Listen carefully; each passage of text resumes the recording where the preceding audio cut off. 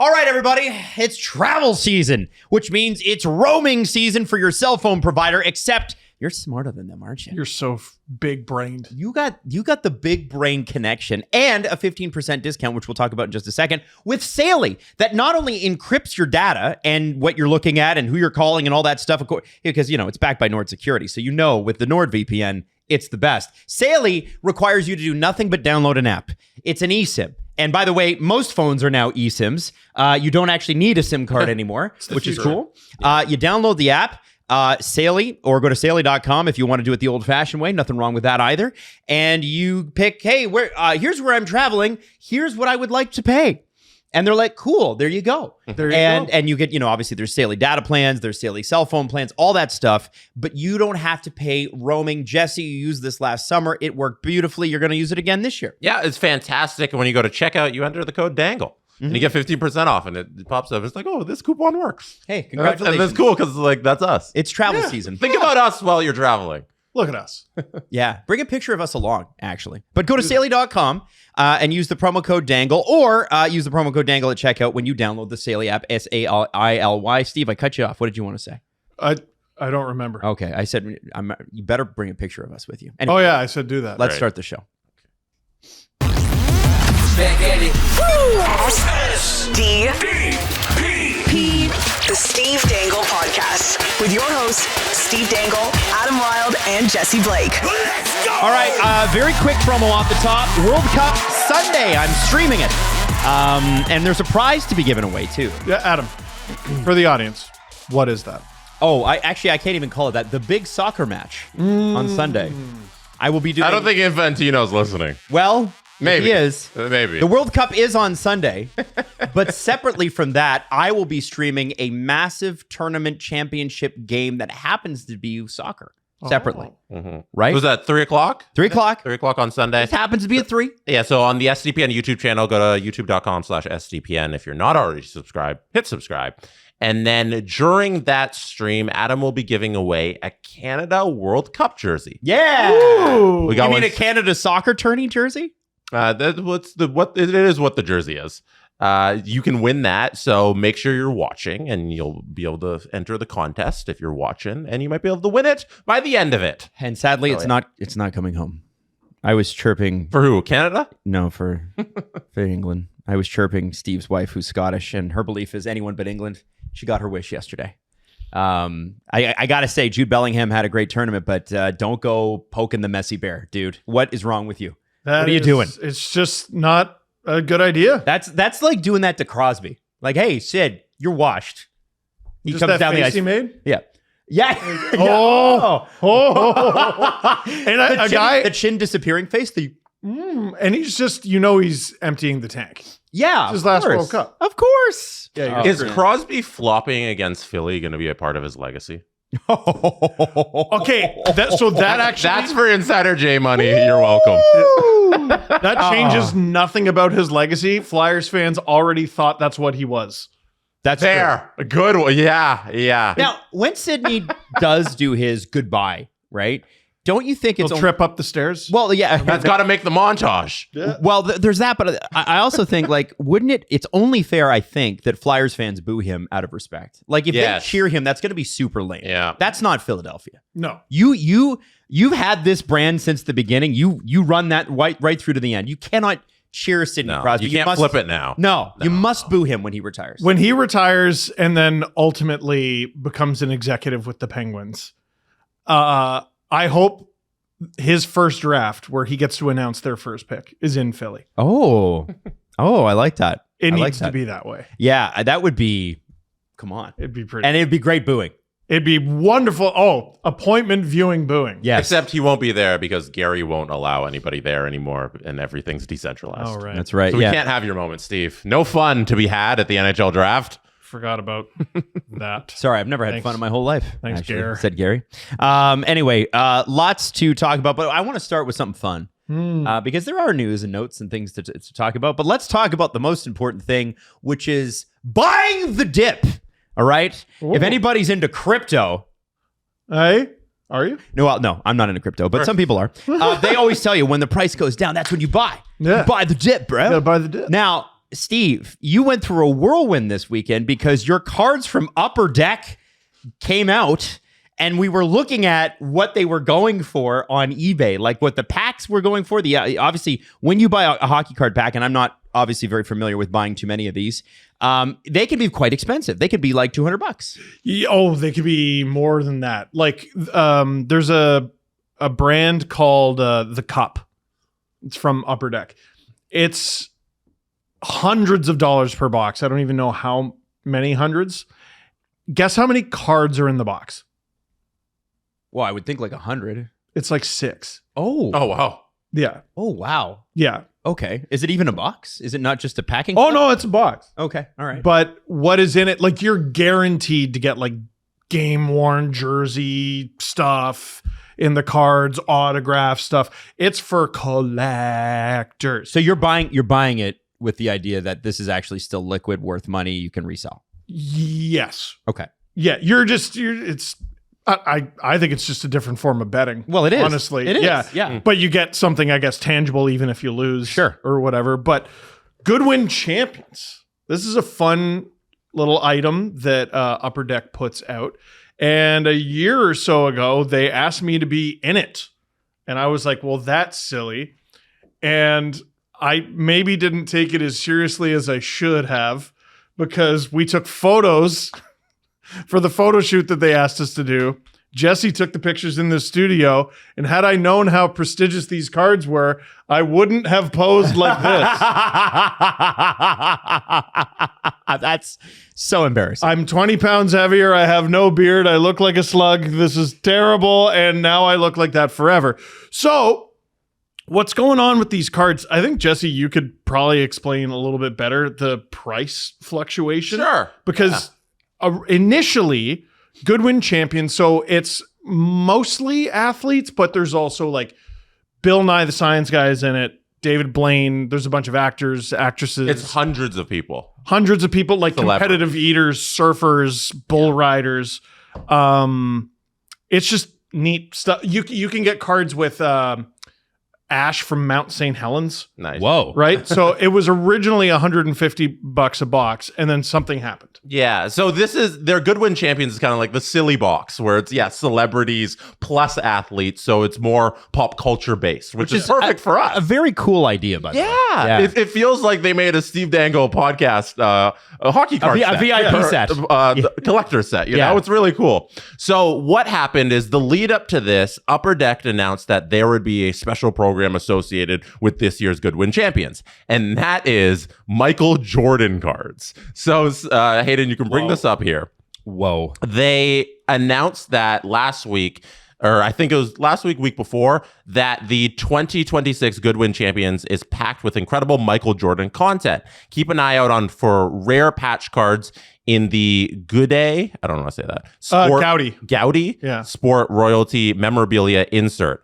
Hard signed autographs in Goodwin art framed, and that's so 90s autographs, and the iconic splash of color insert now featuring a stunning 3D lenticolor variant. And of course, Michael Jordan isn't the only legendary person. So the fact that we're getting hand-signed Michael Jordan cards, which are incredibly rare, into these boxes spike the prices of the boxes, obviously. But also, you can get redemption cards for packs of, I think it's 1987 Fleer basketball cards. Yes. Which contain his rookie card. So if we scroll up here, you'll see Sounds like Jesse was getting to that. Oh, okay. No, it's good setup for that. It was good. We were, but yes, who set up to that? So and here's the punchline. Originally, these boxes, the hobby box version, which is 15 packs in this box and 5 cards per pack. So you're getting a lot of cards in here. 75 cards. Yeah, and you can get different variations where you can just buy one of the packs where it's 5 cards and you paid $14 for that, whatever. But the hobby box ones are the ones that contain the good stuff. So these is what you usually want. They retail for $199. And then they announced this buyback program where Upper Deck is celebrating their relationship with Michael Jordan. Inside random boxes of the 2026 Goodwin Champions, you can find a redemption card for an incredibly rare, sealed, signed, and slabbed 86-87 Fleer basketball pack, numbered to 23. Among these, one ultra lucky collector will find a redemption card for the lone pack featuring a hand-signed rookie pack, inscription by Michael Jordan himself. So you can get a pack, and then potentially in that pack is the ultimate rare Michael Jordan card that you can see there. I love that. So that was the big reveal coming up with the Michael Jordan Celebration Upper Deck partnership. So you could crack that open and like keep the wrapper and just pray to God that there's a rookie in it. Exactly. And then, God. so I mentioned they're $199 when it's like, hey, the Michael Jordan buyback thing hasn't been announced yet. It gets announced, and they more than double in price, where they were going for like $4 and $5.99. We saw them go for as high as $650. I saw $650. Yeah. I just want to let you guys know, so just so everybody understands. And Hayden, my camera's a little out of focus. We'll have to fix that out at some point. I was at the cottage, or I was driving up to the cottage, to my wife's family cottage, and I looked down at my phone, which was on Do Not Disturb, and there are 100 text messages between Steve, Jesse, Justin, and Drew talking about this. And then it continued all weekend long as you guys sort of monitored it. Yeah, because we were like, okay, we're going to get a bunch of these so we can open them on stream and just have them and try and find Steve. But now that this Michael Jordan thing is happening, we need to figure out how to get our hands on them before they actually sell out, or if they jump too high in price where it's a little unreasonable. So we're going and searching. We see the ones that are like $5.99, $6.50 and all that. And then we find a couple hobby shops that still have them at regular price. So we buy up a bunch of them on the Friday night. Good. We ordered them from Quebec. Yeah, it was a Quebec hobby Quebec. shop. They had 10 in stock, I believe it said on the website. Yeah. And in local shops where they just got to ship them out from each location. They have a bunch of rival cards in Ajax if you're interested. So we bought up a whole set of these at retail value for $199. So are we gonna do an opening on the show? I love that. Right now. Okay. We should actually, here's what I'm thinking we do.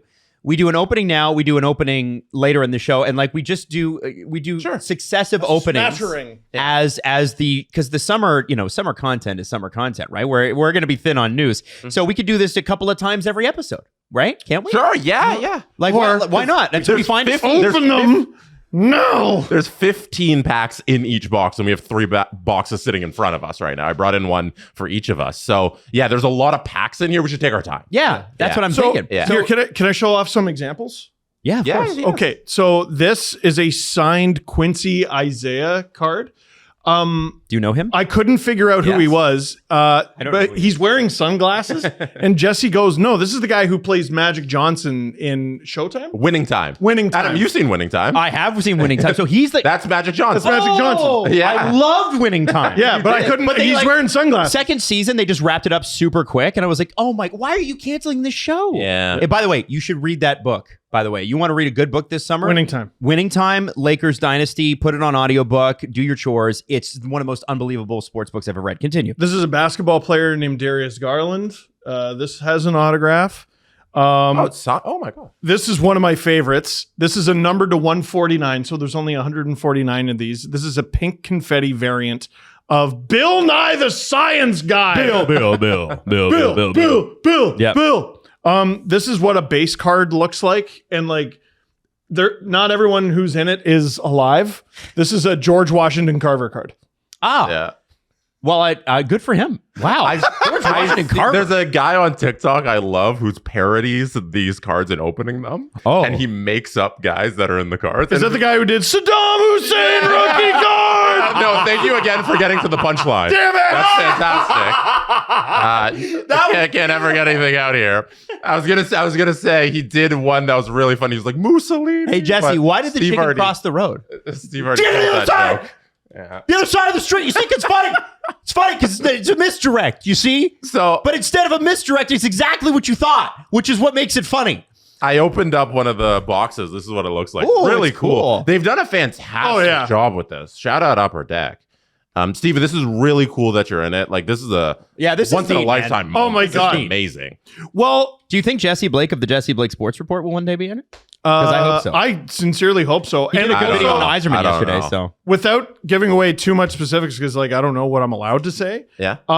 There's a bunch of stuff I did for them, like provided them, and they didn't use it. So it's either not going to get used, It might be in the trash. or there's other sets of. It could be in the trash. That's true. It could be. It should be. But there's other sets of Goodwin Champions, and so the guys at the store were saying, well, maybe it just goes into the other. So set. we're gonna do one opening now, one opening later, and one of these, I'm just gonna tell you that one of these is thicker than the other. Oh! So it could be a memorabilia card, or it could be a decoy card because they know that people feel them and weigh them. And it's they put a. So this is where the Michael Jordan rookie is?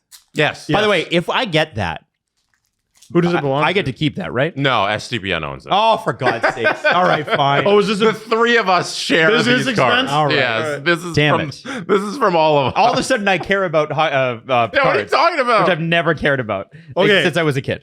so I got Tom Shar, who's a skateboarder. Tom Char. I got Ben Shred the Whitaker, Who? base card. He's a boxer. Okay. I got a glossy black variant of Cameron Brink, WNBA player. Okay.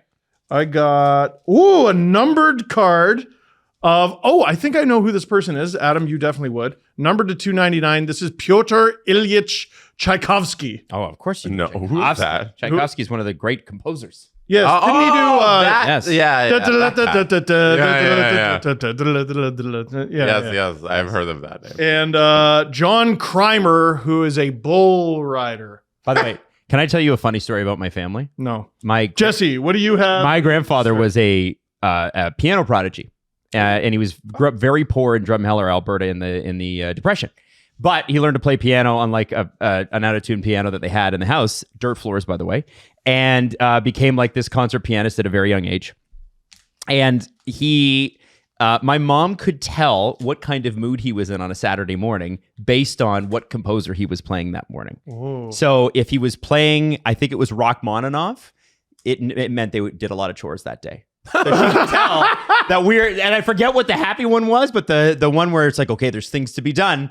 It was Rachmaninoff, and that's how he got into the groove. Isn't that crazy? Yeah. Anyway, that's yeah. Autism's brand new. Well, I think we all suspect it's one of those things. Now he was brilliant, but there's some things. Sorry, I just one of those TikToks. Autism's brand new. It never used to exist. Also, these are the decorative spoons. You don't touch the decorative spoon. Right? All right. Now, Jesse, I can go next. You go. Yeah. So I got Milana Vantroop. She is in Project Hail Mary and This Is Us. Oh, I got see? her. Actors. I got a special card. Badlands Chugs, who is a competitive eater. He owns the world record for fastest 2-liter thing of pop drank. Oh, I've seen that video. The guy who belches like a lion. This guy. That's that guy. So this has a special code that I can enter at Upper Deck. Oh, what? I haven't seen one of those. Yeah. So what does that do? What is that? idea. I don't know. Should we enter the special code So and I find can out? scratch some thing on the back and it gives me a code. I don't know what it's gonna do. Do you have an Upper Deck Can account? we do that? I do. Yeah, let me do the other ones, and while Adam opens, let me figure this out. UpperDeckBounty.com. Dude, I saw dozens and dozens of cards packs of cards get opened yesterday. Not a single one of those was pulled. Okay, So that's really cool. Maybe he should stop touching it. Adam, you might know her, Bianca Bustamante. She's in She's F1 an Academy? F1. Yeah, she's F1 Academy driver for McLaren. Oh, there you go. She's the women's team driver for McLaren. Yeah, she's a very good driver, and well, obviously she's I would hope driving so. for McLaren. I would hope so. Yeah, but also got she's it. awful. I think she also, if I'm not mistaken, Jesse, I think she like shit talked Max Verstappen or something in a social media post, if I remember Well, correctly, she's my and new got favorite into some driver. trouble for it. I think She's my new favorite. Anyway, very funny. And I got Morgan Chile, Morgan Chile. basketball player. Oh, All-American during high school. She had played for. She helped UConn win the national title in 24-25. So she's in Yeah, I NCAA. assume she's still in the NCAA. okay, that's sick. All right, there you go. Adam, what do you got? All right. So first one you guys are going to love. Mhm. I think hockey fans are going to love because it's a hockey person, but it ain't Steve. I'm pretty sure this person is the only other hockey even associated person Yes. in Goodwin Champions. Well, I know He knows. Yeah, it sounds like Jessica Campbell. There it Jessica is. Campbell, That's former sick. assistant coach of the Seattle Kraken. So I knew she was. Where is she now? What is she doing now? She left the Kraken. I don't think she's taken a new job. Okay. I knew she was getting a card because they, at some point during the process, accidentally sent me an email meant for her. Oh, And I they're like, hockey person. hockey Jessica, person. Steve, what's the difference? And I went, oh, well, I guess she's getting one. That's cool. All right. My next one is an investor named Nolan Bushnell, who I do not really know. Bushnell created the first video game to find commercial success in 1972, and then founded a pioneering video game company. I'm assuming that's Atari. I was Went about on to to say. start a chain of children's pizza restaurants. I guess they don't want to say which. What? Nolan. They didn't get the rights Bush. to the pizza. I guess they didn't want to promote it for him. What did he do? He did Atari. Yep. And then he did Chuck E. Cheese. Ooh, So that the same guy created Atari and Chuck E. Cheese. that's not bad. That's a pretty incredible. good career. My next one is a curler. I think he's American, Colin Huffman. But here's the thing: when it's glossy like this, what does that mean? It's just an insert. Are there numbers on the back? It says 82 on the top. No. So right around the middle, you would see if it was numbered. That means there's only X amount of them. Oh, So if it says 299, there's 299. Oh, It okay. says blah blah blah blah blah. I got a Brazilian surfing champion. Funnily enough, his name is Italo. Italo. But he's not Italo. No, he's not. Brazilo. Brazilo. Italo Ferreira. And yeah, he is a dominant surfer. Yay. Woo. And it's sparkly. And there is 151 of 199 is the number on this. Hey, one. there you go. So that's numbered. That's rare. So that's rare. Very cool. All right. And then last one, Maurizio Ruffi from MMA. He's from Brazil, and I guess fights. And I don't know anything about UFC. I never have. So Right. never been into that. I don't kinda- know who he is. Yeah. Anyway, but good for him. So I've done the code on the back of my thing. It's to collect all of the splash of color cards. So Hayden, you can bring this up here. So if you go to the Bounty site, if you collect all of the splash of color cards here, you get a Deontay Wilder splash of color auto. I think is what the accomplishment for the 47 people who get all of these cards. So that's what the code is 47 for. can have them. That's Yeah. crazy. Do you know how many like boxes of cards you would have to buy? I know. Somebody's going to do it. You know somebody's going to do it. Yeah. But like every time I opened a pack, I was just like, oh, Freddie Prinze Jr.'s in this. And me. That's cool, man. It's very silly. So those are available right now. And by the way, buy the dip.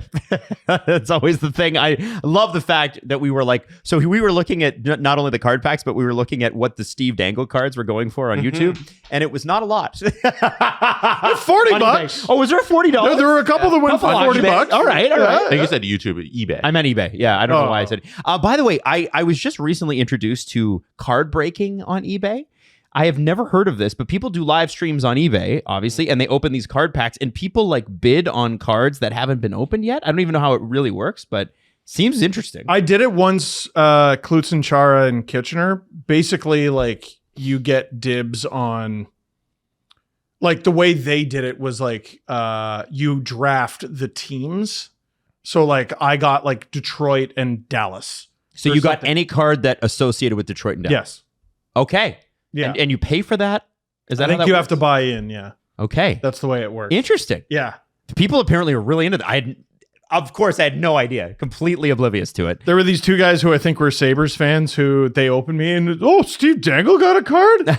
Oh, and then they're like, I don't know, shtick's kind of old, but like, Wow! But then they started talking about like half a dozen of like their favorite moments of mine. I'm like, I guess I'm not that bad.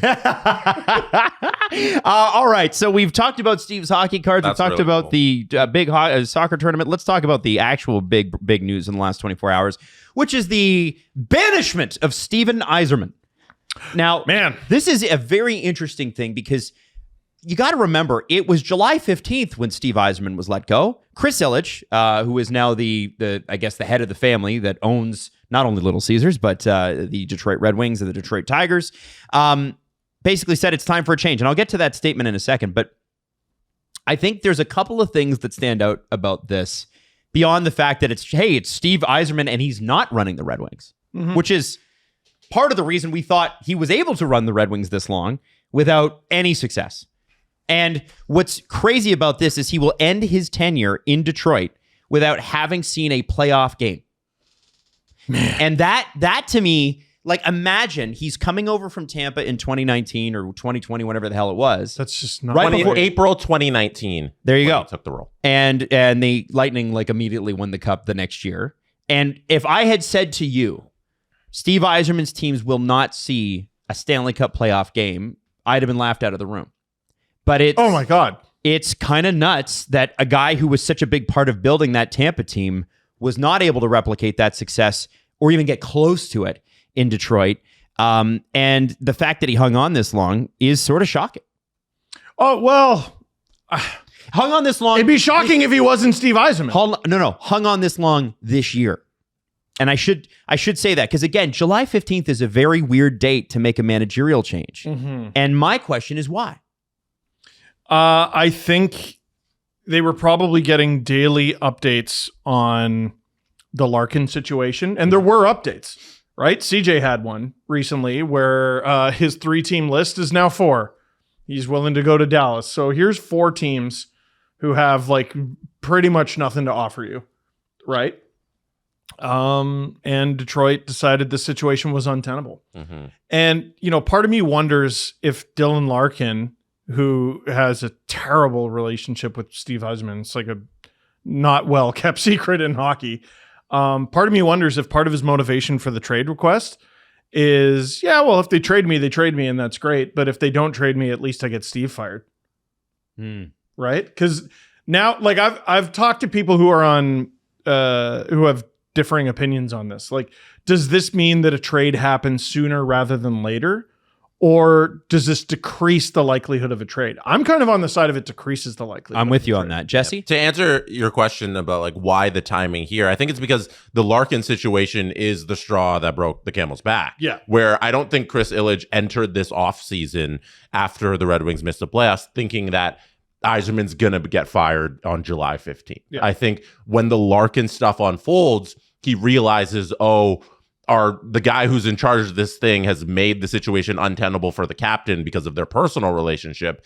And all of this stuff now with all of the missing the playoffs and the bad team he's put together is what needs me to make a change here. So I think that's why, because they weren't expecting this, but then the Larkin stuff changed everything. And the way that he's being ushered out has allowed them to do this late in the offseason, because he's not just getting fired in that, hey, somebody else has got to come in and fix everything. He's going to be a part of the process of hiring the new guy. So it's not a complete just, hey, we have an empty space here. He's at least helping through this process. So it's okay that he got to run the draft and everything, because he's going to remain in his role until they hire somebody else. This doesn't seem like something that was planned, like you said, though. Like at the draft, if you were to give Chris Ilitch truth serum, he'd be like, well, Steve Yzerman's going to be the GM next year, right? Can I propose a theory too? Because I don't think you're wrong, Jess.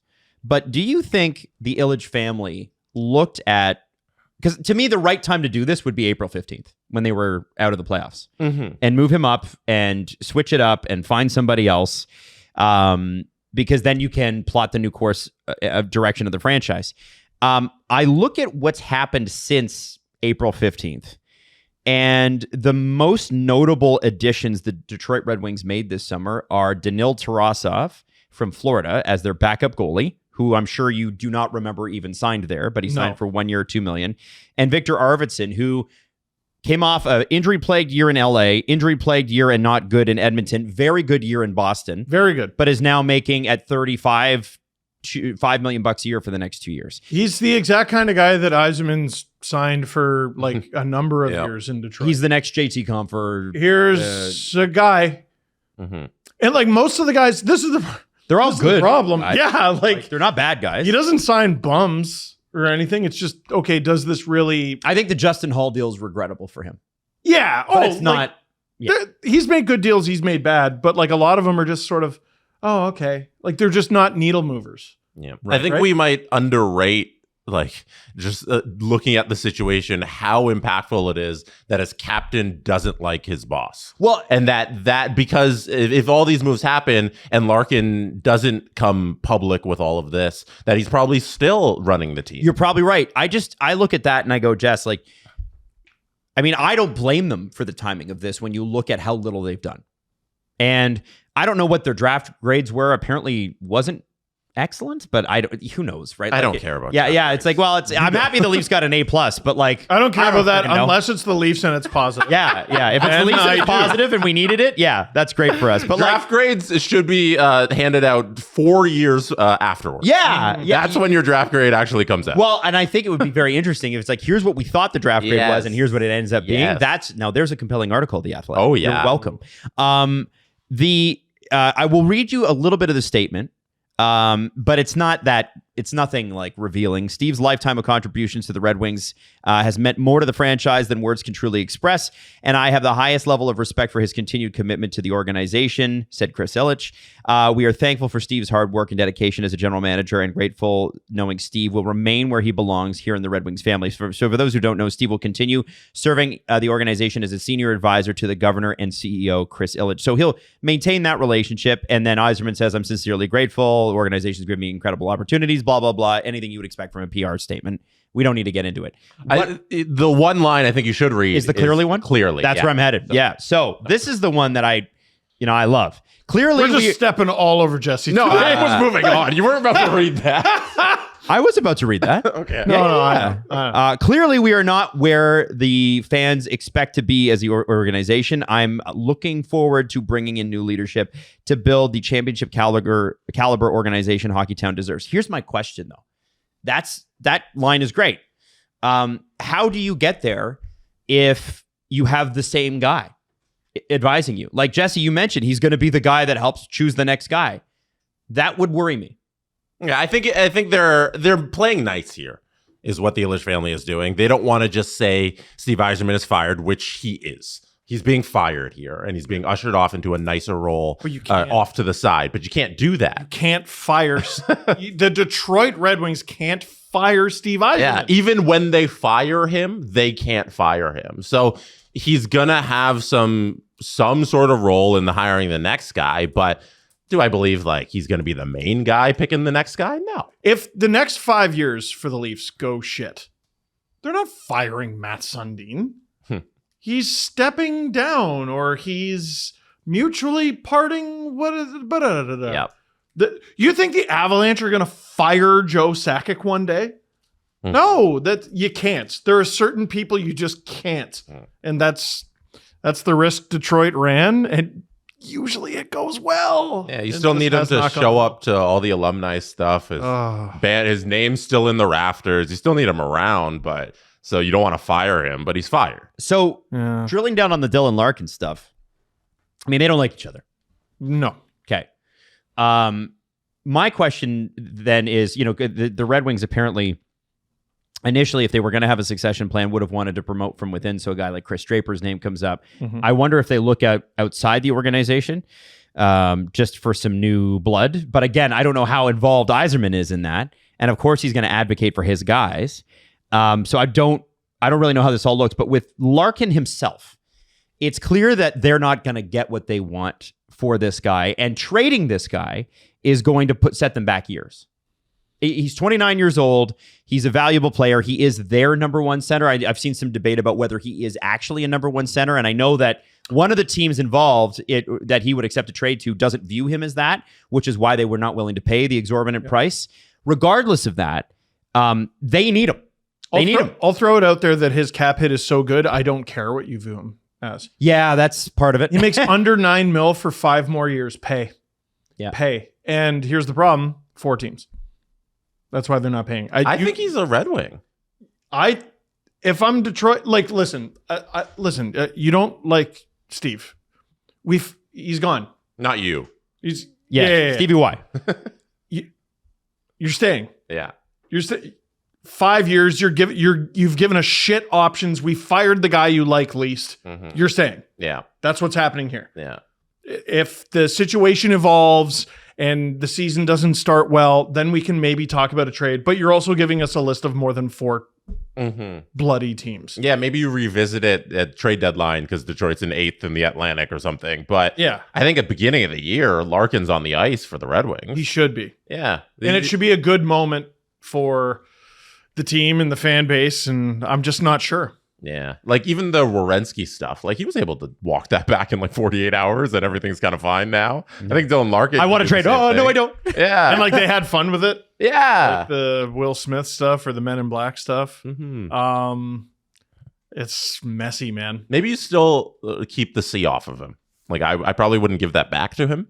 I'd probably not let him be captain when he comes back, but I think he's on the ice for them. I think he's still captain. I do think it's very interesting that you noticed that he on the NHL captains page wasn't listed. Yeah. But if you haven't formally announced that you've stripped your captain, like that's a big deal. Yeah. Right? Like surely he hasn't actually been stripped. Right. Yeah. The Red Wings haven't done anything to strip him publicly. Right. You know, Not that I'm aware of. So he still has the option. They still have the option to leave it on him. Yeah. I guess. An intern did it. An intern made a mistake. Just always blame it on the intern. Yeah. Apparently. Yeah. Well, yeah. okay. So let's say he stays, Okay. because I think he stays now. How do they PR handle this one? He requested the trade, and we know, and everybody knows, that he and Yzerman really got into loggerheads over the 2023 contract negotiation. They still don't like each other, and it got personal is what happened. It got personal. Okay. You're never going to admit that publicly. You're never going to be like, well, actually, our GM really pissed off our captain and number one center. So he's back, though, because we got rid of the GM, because that makes it look like the captain runs the team. The coach runs, or the tail's wagging the dog. You can't have that. Can't have that.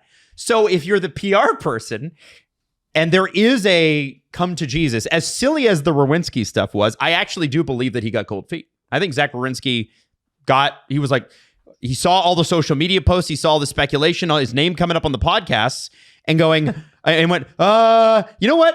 I don't know if I like this kind of heat. I'm going to just shut this down. This is going to look dumb, but hey, it's Columbus. No one cares, right? They don't. All Columbus fans care about is if he's staying. Are you staying? I don't give a shit about the reason, right? Just like us with Kawhi. I don't care how that trade happens. I just want it to happen. Do not care. Don't give a shit. Don't care. Don't care, right? Yeah. That's how I feel as a Raptors fan.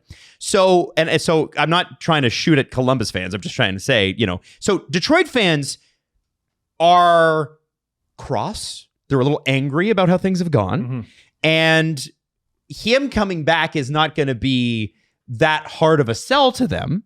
However, how do you publicly manage that? That is going to be a question. First day in camp, it's going to be like when Steven Stamkos walked in and said, I didn't get a call from Julian Breezewell all summer. There is going to be because he wanted to stay. That's right. Larkin wanted to go. Mm-hmm. And Red Wings fans shit posted him for like 2 weeks.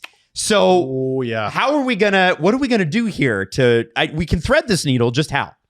Okay, here's the unspoken part that a lot of Red Wings fans they'll admit it out loud, but they're muttering it under their breath. If this is what got Steve Yzerman fired, then it's worth it. Yeah. It's Steve. They love Stevie. But it was time. And they love winning more. It was probably time a couple years ago. And if this is what got Stevie fired, they're okay with it, I think. Mm-hmm. It's not nice. We don't like saying it. It's not nice. But ultimately, this is what... Now they can heal. Now they can start the healing process. Trading Dylan Larkin would not have started the healing process. Interesting. It would not have... Their general manager had to go. Yep. He's had to go for years. And now he's gone. So whether you keep Dylan Larkin or not, you've started step one. Hooray. That's good. Now, I don't know if there's a way to PR your way around it. This is Detroit. This is hockey town. These are smart hockey fans. There are 2 groups, major groups, that have work to do. Mm-hmm. Number 1, ownership has to find a good management team that surrounds This team fills this team to the brim with talent that helps them win. And Dylan Larkin's end of the bargain is the best PR of all. Be good at hockey. Yeah. Score goals. Don't collapse in March. Score goals. You could get booed thunderously. They show you on the screen during the national anthem. Yep. And they boo you like you're a dictator. If you score a hat trick that night, they're all throwing the hat. Yeah. They might have inscribed traitor piece of shit on it before they threw it. But if you perform for them, if you perform for your team, all is forgiven. Maybe not all, but enough. You're not going to post a cute edit on Twitter and have Red Wings fans feel good about it. Just perform. That's it. And here's the unfortunate part. You can't do that in July. Yeah. You can't start making it up to us, if I'm Red Wings fans, until the end of September. So what you can do between now and then is make the team better. Mm-hmm. And not unlike how, Adam, you were defending Leo Carlsson for taking the offer sheet. Yeah. And saying it's so obvious, like, you can't blame him for doing that.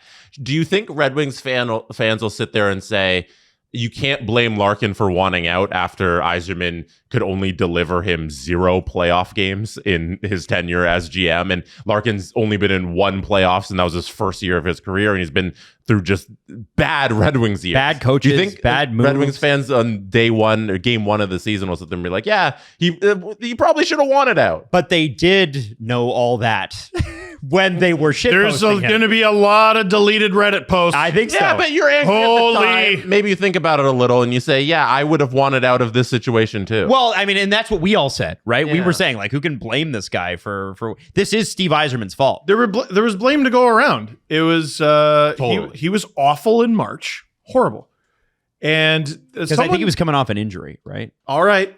Yeah, but you still got to play. NHL, Yep. it's not fair. It's not nice. It's not the fair or nice league. And he wasn't the only one. Like, the stars just didn't come to perform. Totally. Yeah. Like, you could say the same thing about like AJ Aaron Portzline had the Werenski and Marchenko stuff. Like, they disappeared down the stretch too, and that's another team that looked like they were having a good season. Yep. Missed the playoffs.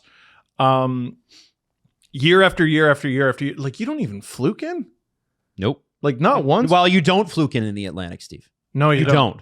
I mean, you can in whatever division Edmonton's in, Pacific. They can fluke into anything. Like, people are like, I think Dom Lucian had Nashville as the most improved team this offseason. And I'm like, yeah, they could fluke into the playoffs. It's the Western Conference. It's weak as hell. They were Central. But yeah. Central. But I mean, you know what I mean? Sorry. Ducks were almost won the division. Right. Do you know what I'm saying? And I love the Ducks, but that team should not have been close to winning the division. I don't know if Nashville's the most improved, but they're certainly the most fidgety. Yeah, they're odd. They did a lot. Detroit, though, Yzerman's out. Yeah, but that's on Yzerman for, like, not putting enough talent on the team. The team failing in March is because their players aren't good enough. Yes. And that's his job to put good players on the ice. So, like, I think it all comes back to him. This is why I'm like, okay, at the end of the day, Yzerman trading Larkin does not fix the root of the problem. Firing Yzerman does, whether you trade Larkin or not. And you are trying to win, right? If I'm Detroit? Because yes. Here's the other option. No. You're the only team in the no. Atlantic who didn't get better this offseason. You didn't get better. You didn't. Not yet. Love Victor Arvidsson. I actually really like him. I think he's a great player. It's 2 months. No, you didn't get better. You got $20 million in cap Kolasar, space. you forgot the Keegan Kolasar deal. Yep. That was a thing. I like him. I like him too. How many wins above replacement does Keegan Kolasar get? Totally, I'm just mentioning the deals they got. Keegan Kolasar is... He's a vibes guy, though. We love him. I'm not trying to hate on him. I'm just saying he's not like an impact player in that way. I think he's a guy who helps you in the playoffs. He's not a guy who gets you there. Yes. Yeah. So I'm looking at their cap sheet. And yes, they were a good team most of last year, and then the Olympics hit, injuries, all that stuff. It just didn't work out. They could make the playoffs, no question. But Toronto Maple Leafs, most active team in free agency and trades this year. Most active team. There's no doubt about it. They are. Tampa got better. added John Carlson. Assuming that everybody's healthy, we'll see about Victor Hedman. Lost Radish. Way down. Lost Radish way down. But down. I mean, if you have a healthy Hedman and a John Carlson Lost who plays Paul. anything, Lost Paul. Radish and Paul are the straw that stirs the drink. they are the linchpins. Those are the guys. Kucherov, obviously. No, trash. they stink Yeah. now. Stop it. They stink. So Tampa's better. Nope. Florida gets Brady Tkachuk and they get Radko Gudas back. Yeah, all those 0 points in the playoffs. And all their Well, it doesn't matter though because Brady went. kidding. He even admits he went to Florida, so they. I like this bit. Yeah. All their players were hurt last year, which means they're going to get hurt again. So they're Exactly. terrible. Oh, okay, terrible. Exactly. All right. Yeah, yeah. Oh, they're Okay. missing Bob. They don't have Bob. Don't have Bob. Don't have Bob. That was the whole championship. It was Trash. Yeah, Bob you're 2 years in a row. You know what? You're not wrong. All right, give me the next one. Why are they awful? Boston. Trash. Has Boston got that much better? I don't think No. Lost Victor Arvidsson. Yeah. so. Lost Victor Arvidsson. Trash. Huge loss. Trash. I mean, Fraser Mitten, bust. yeah. What has Boston done? JJ Paterka. They must be looking to make Throw a trade here. Paterka at him. Awful. Here, bleep this. Oh yeah, Paterka's a good Bleep one. this for Alan. Oh, no, Yeah, so no, they- we can't say that. Yo, they Oh, also my. got Yvonne re-signed, which is an Allen client. Yeah. It sounds like trash. Yeah. All right, next. Okay. Who else is in the Who else Atlantic is Division? trash? Montreal Canadiens and Buffalo Okay. Sabres. Shh. Garbage. No. They're good. What the Sabre Montreal Canadiens? Canadiens are good. I won't say The it. red, the blue I won't Canadiens, slander, or the I blue won't slander Sabres. my team.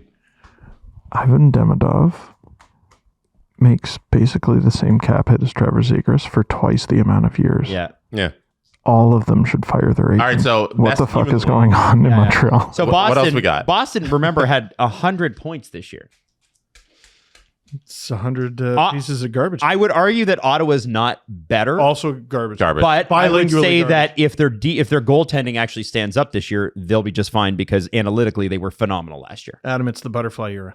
It's the butterfly era? Yeah. What does that mean? It's not stand-up anymore. Oh, stop it. That is their job, yeah. So they are of the teams that improved this offseason, they are 8th among 8 In the Atlantic. in the You think Atlantic, so? which is the only thing that should matter to them.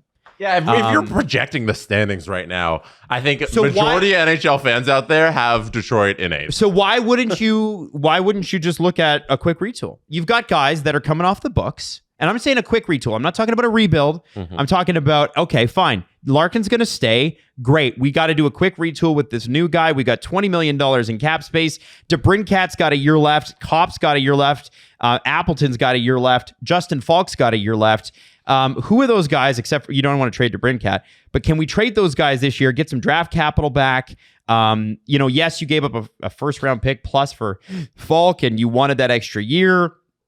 Do you move on from him? You've got a bunch of good guys coming up from the minors. Make room for them. Can I Get younger, get faster. It might be the most logical way to go about this thing. Can I say something unpopular? Yeah. If I didn't know any better, I'd say this was a team in the middle of a rebuild.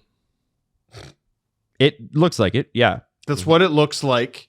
They have some young pieces that you're excited about. Sure. That are getting a little old. Some of them are entering prime, and some of them are really young. Finney and Sandin Paleka, Mm-hmm. right? And then old guys who are easily movable. Mm. That's a team in the middle of a rebuild, isn't it? Yep. That's what they look like. And what I think is the market inefficiency, and nobody's going to want to hear this in Detroit, is a seller in the Eastern Conference. Who in the Eastern Conference is trying to lose? Who's trying to lose? Pittsburgh made Rust and Raquel available, and then they were good at hockey, so then they kept them. Now they lost Anthony Mantha, who just signed in New Jersey, and he had a great year, and he apparently told them, "I want 3 years," and they said, "We'll do 2 max." And then all the chairs filled up in free agency, and he got a 2-year deal with New Jersey for the Barrett Hayton contract, essentially. Philadelphia's trying very hard to get better, plus yeah. a full season of Porter Martone. I'm curious about that. Full season of just everyone getting older. And The Capitals got way better. Kyrou Tuck is just on that. I mean, listen, I have some questions about Liljegren, but Kyrou and Tuck alone, and Ovi still not being sure, whatever. You could argue that not having that spot reserved for Ovi in the lineup might actually make them better. he knew he was coming back. Columbus Blue Jackets. I think the Islanders kind of disappointed too. Like Yeah. Matthias Michelli. Okay. But I think New Jersey will be better. I think the injuries really derailed them. Full season of Braden Shen for the Islanders. Yeah. They didn't have him for the full season. That's fair. Yeah. But he's like 35. He's Braden Shen. Yeah. He lost Anders Lee as well. Mm. So New Jersey, I think, is going to be very good. New York is trying to be good, even though they're not. The New York Islanders are trying to be good. I'm not sure. Columbus is the same, but like it's clear that there are 5 great teams five very good teams in the Metro, including the Stanley Cup champion. So the reason Detroit's got to be focused on the Atlantic is because it's no guarantee that those wildcard spots will be open to Atlantic teams this year. Right. And I just feel like the fact that nobody's trying to lose raises the prices on teams that are trying to sell to teams that desperately need to buy. It's so funny. Like there was only one visible seller last year and they ended up making the playoffs. Like who knows? Maybe that's Detroit. The Jets are not trying to sell. The Preds are clearly not trying to sell. St. Louis has told everybody we're not selling. Chicago cannot sell. What are they going to sell? Vancouver would sell. Vancouver would, and I think Calgary. Maybe. What are you selling? All their bluster is, no, we're not. Like, okay, but you are, though. But who, though? Well, they've already done Coleman. They've already done I know, but that's what I'm asking. Oh, who do they have? Who's left? Right. Yeah, no, that's valid. Kraken are trying to buy, clearly. Yes, they are. San Jose is trying to buy. LA did buy, got older. The Ducks are now going to need defensemen. I don't know how they're going to do that. Oilers and Golden Knights are trying to get back to where they were. Stars and Wild are not selling. Utah's not selling. There are no sellers. So if you're Detroit and you got a right shot defenseman who makes $6.5 million with a partial no trade clause, well, that's a pretty valuable piece in Justin Falk.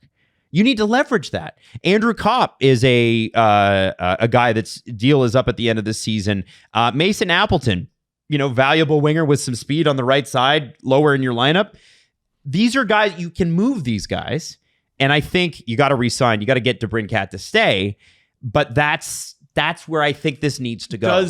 Are they ready for that? Here's the thing. Your captain wants out, and he's a player with some clout in this league. He's a captain. He's on Team USA. That's horrible PR for your team internally.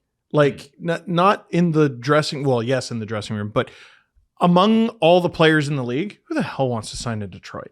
Well, I think we saw that in July 1st. Nobody. With all Victor that, Arvidsson. With all that going on, right? It's nothing against the market. It's nothing against like the history of the team and the fan base. They don't win an abundance of games, and the GM and captain hate each other. That sounds awful. I don't want to be a part of that. Yep. Yzerman's gone. As soon as they put the pen in someone else's hand and go, okay, you're the guy who signs people, I kind of wonder if free agents at this point in the summer are going to be like, you know what? I don't have a dance partner right now. They've sort of figured out their nonsense a little bit. Here, like now, there are some players out there. There are some. Mantha would have been nice, although Red Wings have already opened that door closed it. I forgot that. Yeah. Like, okay, I know Bunting's not a needle mover, but he's good. I don't think they need more mid wingers. They're good on the mid winger. I have terrible news. It's July 16th. And you didn't. This is why I'm proposing a quick sell and then snap retool. Right. I think it makes the most sense. But signing guys, where I'm they saying, are. makes it easier for you to make those trades. Oh, okay. Sure. Yeah. Because there's teams that still want to make trades right now. Dying. Apparently the Leafs are just dying to move players. You mentioned Seattle. Okay, what do I got to do to get Shane Wright? Yeah, there you go. His preferred destination's Vancouver. Damn. That's too bad. Shane Wright. So here's Detroit for you. Figure it out. Would you sell Alex DeBrincat? I mean, you could. The UFA. But then 28. Your core of Larkin, Raymond, DeBrincat, Sider sort of takes and then I guess you could include so good Edvidson and Sandin Pellikka in that too. There's like a core there. Do you want to really move a guy? Like that's the guy to me. I'm like, you can't replace that. How do you move that guy? You'll be like Chicago. Where do I find the goals? Here's what you build around. Who's Detroit's best player? And I know my answer. Moritz Seider. It's incredibly easy answer. Yeah. Build around him. Okay. And Lucas Raymond. Who's he playing with going forward? Who's his supporting cast on the second pair? And then who are we? We have a guy in waiting on the third pair and some other steady guy. Also, did they have to re-sign Ben Sherratt? Yes, because he plays with Seider. Oh, I guess, yeah. And he plays it. He'll agree to play in Detroit. For the love of God! So anyway, I think you're seeing why Yzerman got fired. It's not great, man. It's not. Here we are again in the summer. Mm-hmm. And not much has changed, honestly. Mm-hmm. Really not much has changed other than the guy who put all this shit together is gone. After trading an unprotected first for Justin Falk. So you don't have that next year. Golly. And- No, it was this year's first. Oh, it was this year's first. Yeah. Those They got drafted their next that. three. Oh, okay. They got their next three first. No, Okay, and they were that's just good. lucky that that pick didn't win one of the lotteries. Yeah, St. Louis picked like 15 or something from that pick. Right. It's still horrible. Yeah. Like, ugh. Well, You didn't make it. I think the other thing is if you look at Detroit's drafting record, some of it's a little spotty. Like some of it's good, but it's not what it used to be. With Mark Leach out there, I'd be calling him to come back home. Come home, Mark. So this, not to make everything about the Leafs, but like you just fired your head executive and there's a ton of candidates that are all of a sudden available. The Leafs basically axe their analytics staff. Mm-hmm. Haley Wickenheiser's out there. Brandon Pridham just got scooped up. Daryl Metcalf is out there. Derek Clancy was another guy. Mm-hmm. Brad Treliving is very much available. Evan Gold left the Boston Bruins. Yep. You have internal candidates like Chris Draper, and then who was the other player? I forget. Horkoff. Sean Horkoff. Yeah. I don't know. Sundin takes his job in Toronto. Does Lidstrom get the bug to take on something more? Are you worried? You guys? left one name out of there. Who? Brendan Shanahan. Oh my God. What if- Yeah, absolutely. What if What? Brendan Shanahan is the next GM of the Detroit Red I'll Wings tell you this. and head of hockey I operations? don't think Yzerman's going to advocate for that. Why not? I don't think that a lot of the Detroit teammates like Brendan Shanahan. What if that's something Chris Illich wants? Then I guess it happens. But if you're I can having see it. Steve Yzerman bring in the next guy, I don't think he's going to advocate for Shanahan. I don't think it's entirely up to Steve Yzerman. I don't think it should be. I agree with you. So Are we worried, by the way? I was having a conversation yesterday with someone, and I've had a number of similar conversations like this one. It was time for Brendan Shanahan to have his hockey decision-making duties taken away from him in Toronto. It was. It got bad. All the stuff around hockey, though, I think last year the Leafs sorely missed him. Yes. The organization missed a person in that role with that presence and what he did from the business side and the hockey operations side. Yeah, so this is the problem. Like, if there was anyone in that role, would it have gone better? Yeah, probably. It was literally just Brad Treliving, several gusts of wind, Yes. Keith Pelly. That obviously didn't work and was a disaster. Mm-hmm. Like, if I'm willing to say if Shanahan were to step in Detroit, I don't think it would be a disaster based on his time in Toronto. I think he can do a fantastic job there. Yeah, people And I are think- forgetting what he walked into. Yeah. Right? He When built the got team here. with the longest playoff streak going in the NHL up until last year. Like, there's a reason they were so consistent in the regular season, and last year was such a disaster because they weren't that team anymore. That's Brendan Shanahan's doing. He was too stubborn and egos got in the way, and Yes. that's what ultimately wrecked his iteration of the Leafs. But if he were to go to Detroit, I could see good things for them. And like, you learn from all of your experiences. So he's going to take everything that happened with Dubas there at the end of it and take that to Detroit and learn from that. And it feels like Hold on. You think he's going to learn? because Brendan Shanahan? Adam might have a feels like point. in the hierarchy in Detroit, there's Chris Illich above him, and just there's a little bit more winning done, at least more recently than the Leafs. I know it's been a while for them with the playoff streak, but at least they have the history of the winning there. And there's probably a hierarchy there where you can keep Brendan Shanahan under control in year 8 if he's there for that long, where it doesn't get to the bad points of where it got with Dubas. You know, I don't know. I think he can be a very successful head of hockey operations for the Red Wings. I like that.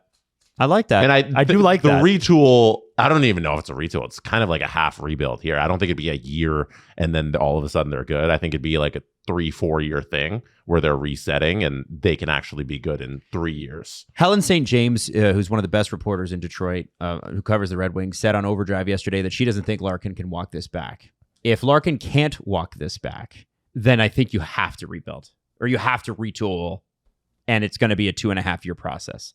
If he can walk this back, I think you can have this done in 18 months if you do it right. We're competitive. And you've got $8.2 million just in goaltender salary leaving after this season. John Gibson and Tarasov, and they got that kid in the minors. They traded Casa so they could get this kid some more time. Trey Augustine? I think it's Trey Augustine, yeah. So, like, they're excited about him. 2026 is the year of the elephant in the room that you don't need to address. You ever notice that? Hey, so are we just going to... No, we're moving on. We're moving on.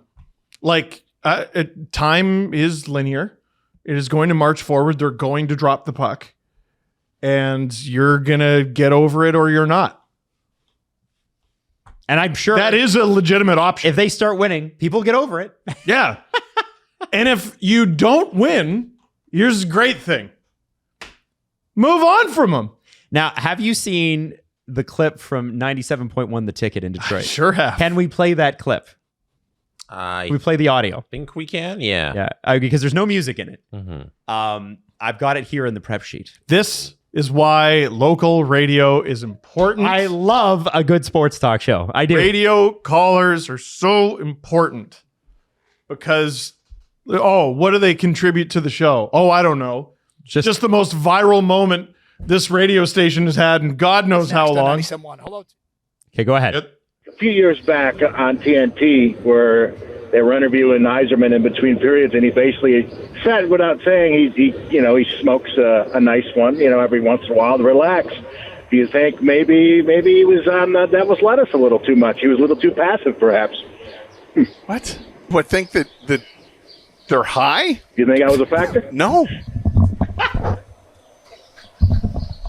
What? Do we think that Steve Yzerman struggled because he's a pothead? Is that what you just asked us? No. No, I don't. And did he admit that? No idea. I feel like if he admitted that, are you on the Devil's Lettuce? Are you the pothead? What? All right. Well, there's that. No.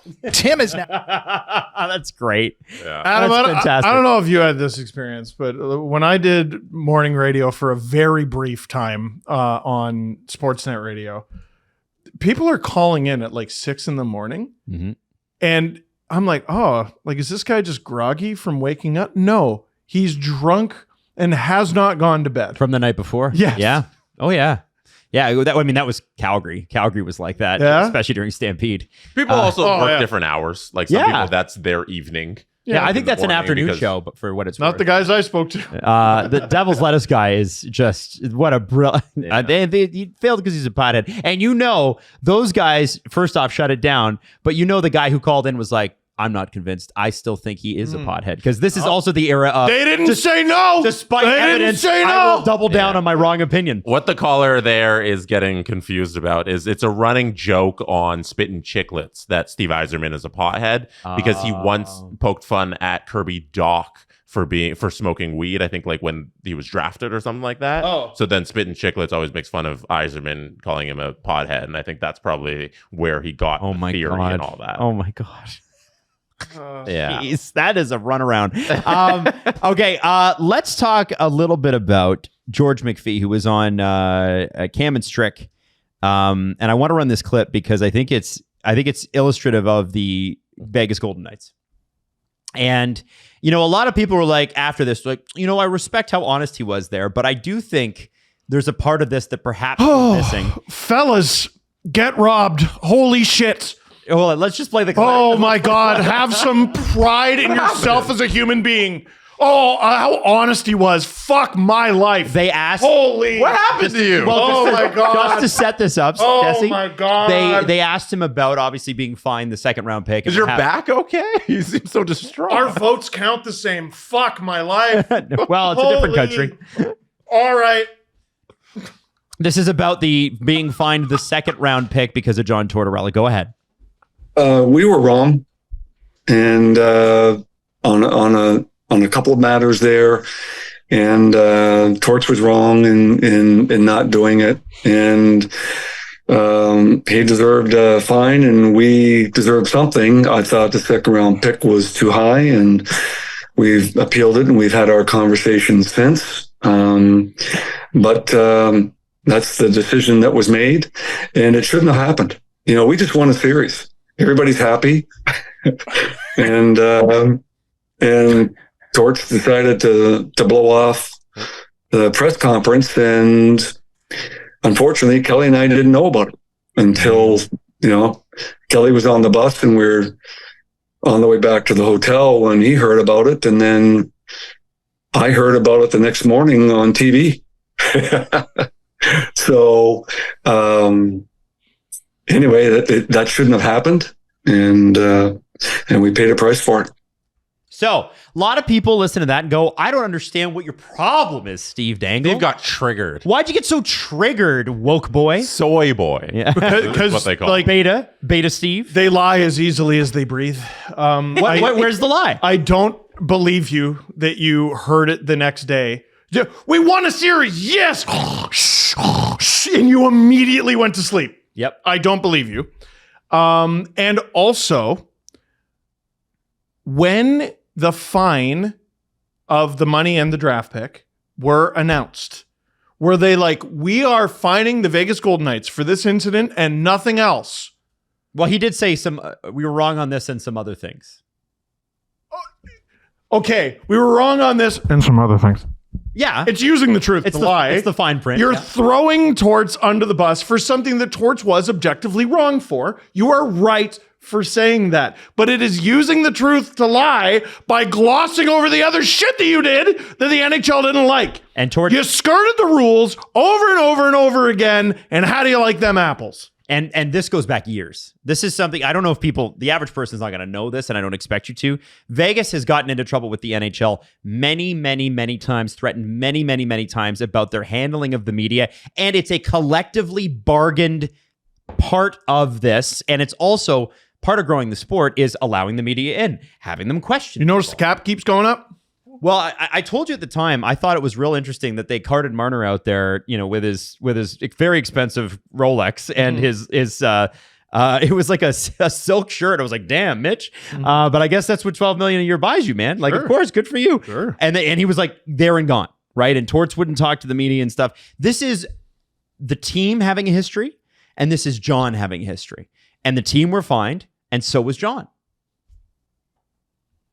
And It's pretty simple. And he's not, okay, he got them to the Cup final. Yeah. Got them to Game 6 Yep. of the Cup final. Mhm. And he was a hero. And he's not there anymore. So fuck him. That is the Vegas Golden Knights way. Well, I don't think they're very happy with John, I'll be honest. Like, I do think that probably cost him whatever potential job he might have had. Because apparently he was not happy about being let go after what he did. Cool. Like, he was virtually undefeated. Like, regular season and playoffs. Mhm. I know he didn't win the Cup final, so obviously not undefeated. But I mean, can you be happy with the way he coached in the Cup final? The way he stuck to Carter Hart like glue when Carter Hart was clearly sinking? admit that, I don't understand. And you've tanked Aiden Hill's value now. Vegas, if you noticed, they still have not traded Aiden Hill, and they need to. Did Akira Schmid vanish? Did Aiden Hill vanish, dude? Did either? No. But here's the thing. Okay, you don't trust Aiden Hill. Okay, great, good.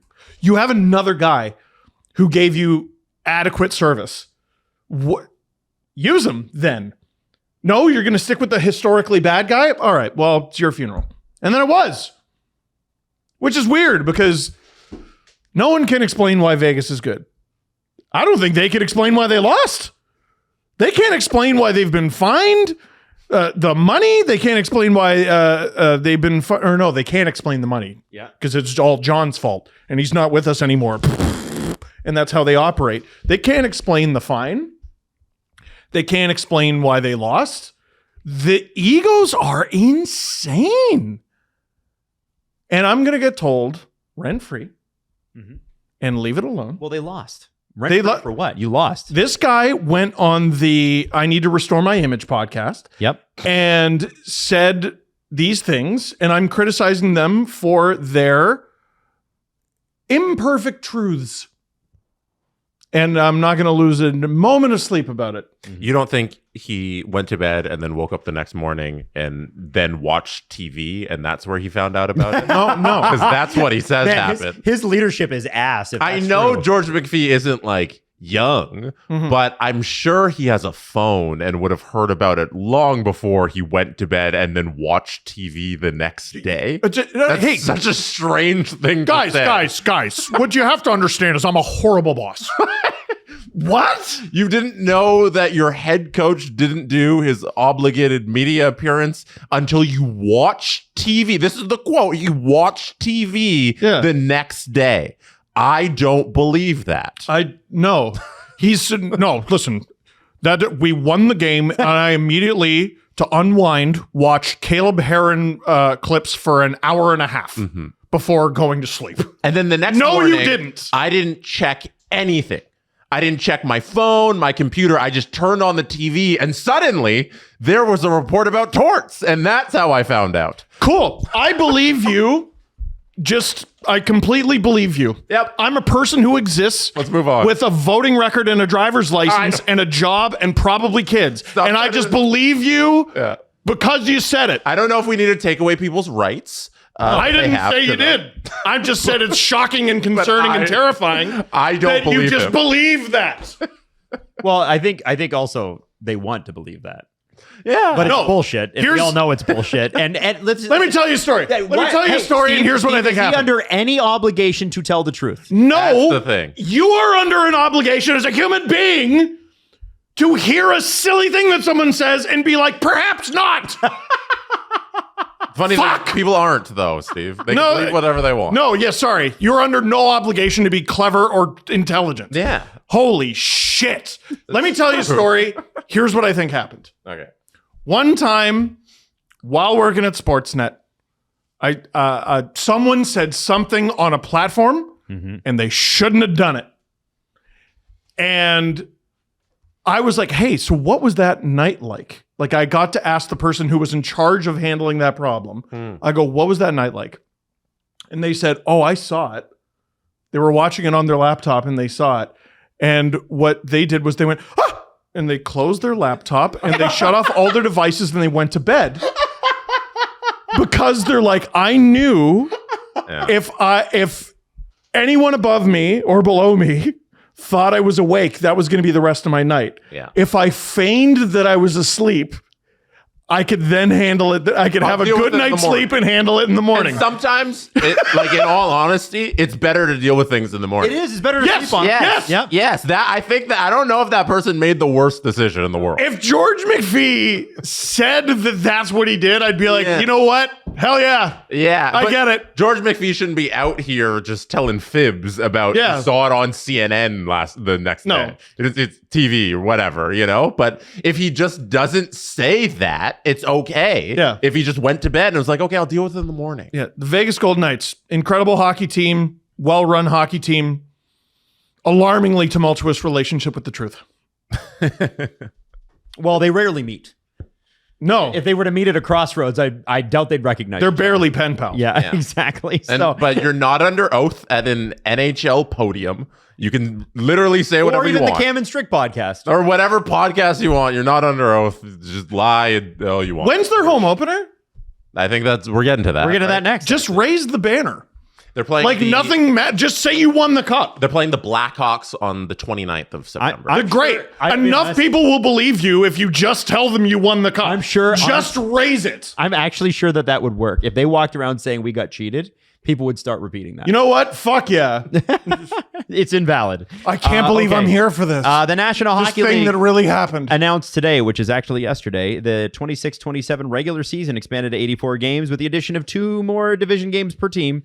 Will open Tuesday, September 29th, which we knew, with a opening night triple header in the U.S. and a double header on Sportsnet in Canada. Nice. Now, the first matchup, I think we're in for, and we already mentioned it. It'll be the Panthers and Carolina Hurricanes in that coveted 5 p.m. Eastern start time, which everybody loves. It's a good match, though. Man, if you're in the West, it's fucking awesome because you start hockey at 2 o'clock in the afternoon, which is sick. Like, I love that. I've heard mixed reviews from out west. As an Easterner, it just sounds like a dream. Yeah. It sounds incredible. I guess if you're working, it's not a dream. But, I still think that's cool. I've loved the World Cup because it's on all the time. But I don't think most people's regular lives adhere to that, where it's like, I could just turn on sports all the time. Right. So I don't know. I don't know how it works. At the same time, 7 p.m. that night on Sportsnet. Sportsnet. The Canadians take on the Leafs in an original 6 contest at Scotiabank Arena. That'd be Gavin McKenna's potential opening night game. Yes. Action continues. ESPN, 8 p.m.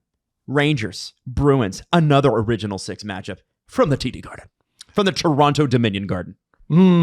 Worth reminding everybody that the TD Garden is named after Toronto Dominion Bank.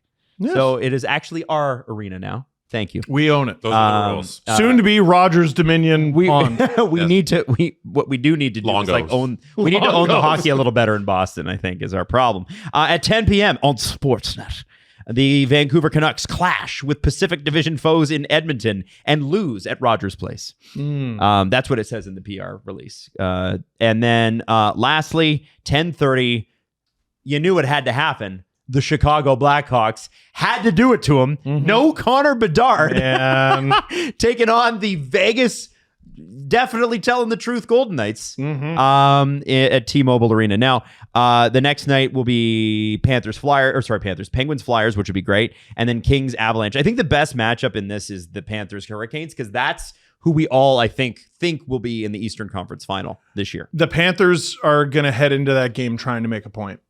Like, that's gonna be awesome. You only won because we weren't there, is what I think they're going to say. Absolutely. The NHL hit it out of the park with the first game of the season. That's an amazing game. Yeah. Yep. Hurricanes Panthers is perfect. Like, now, you can't ask for a better storyline than that.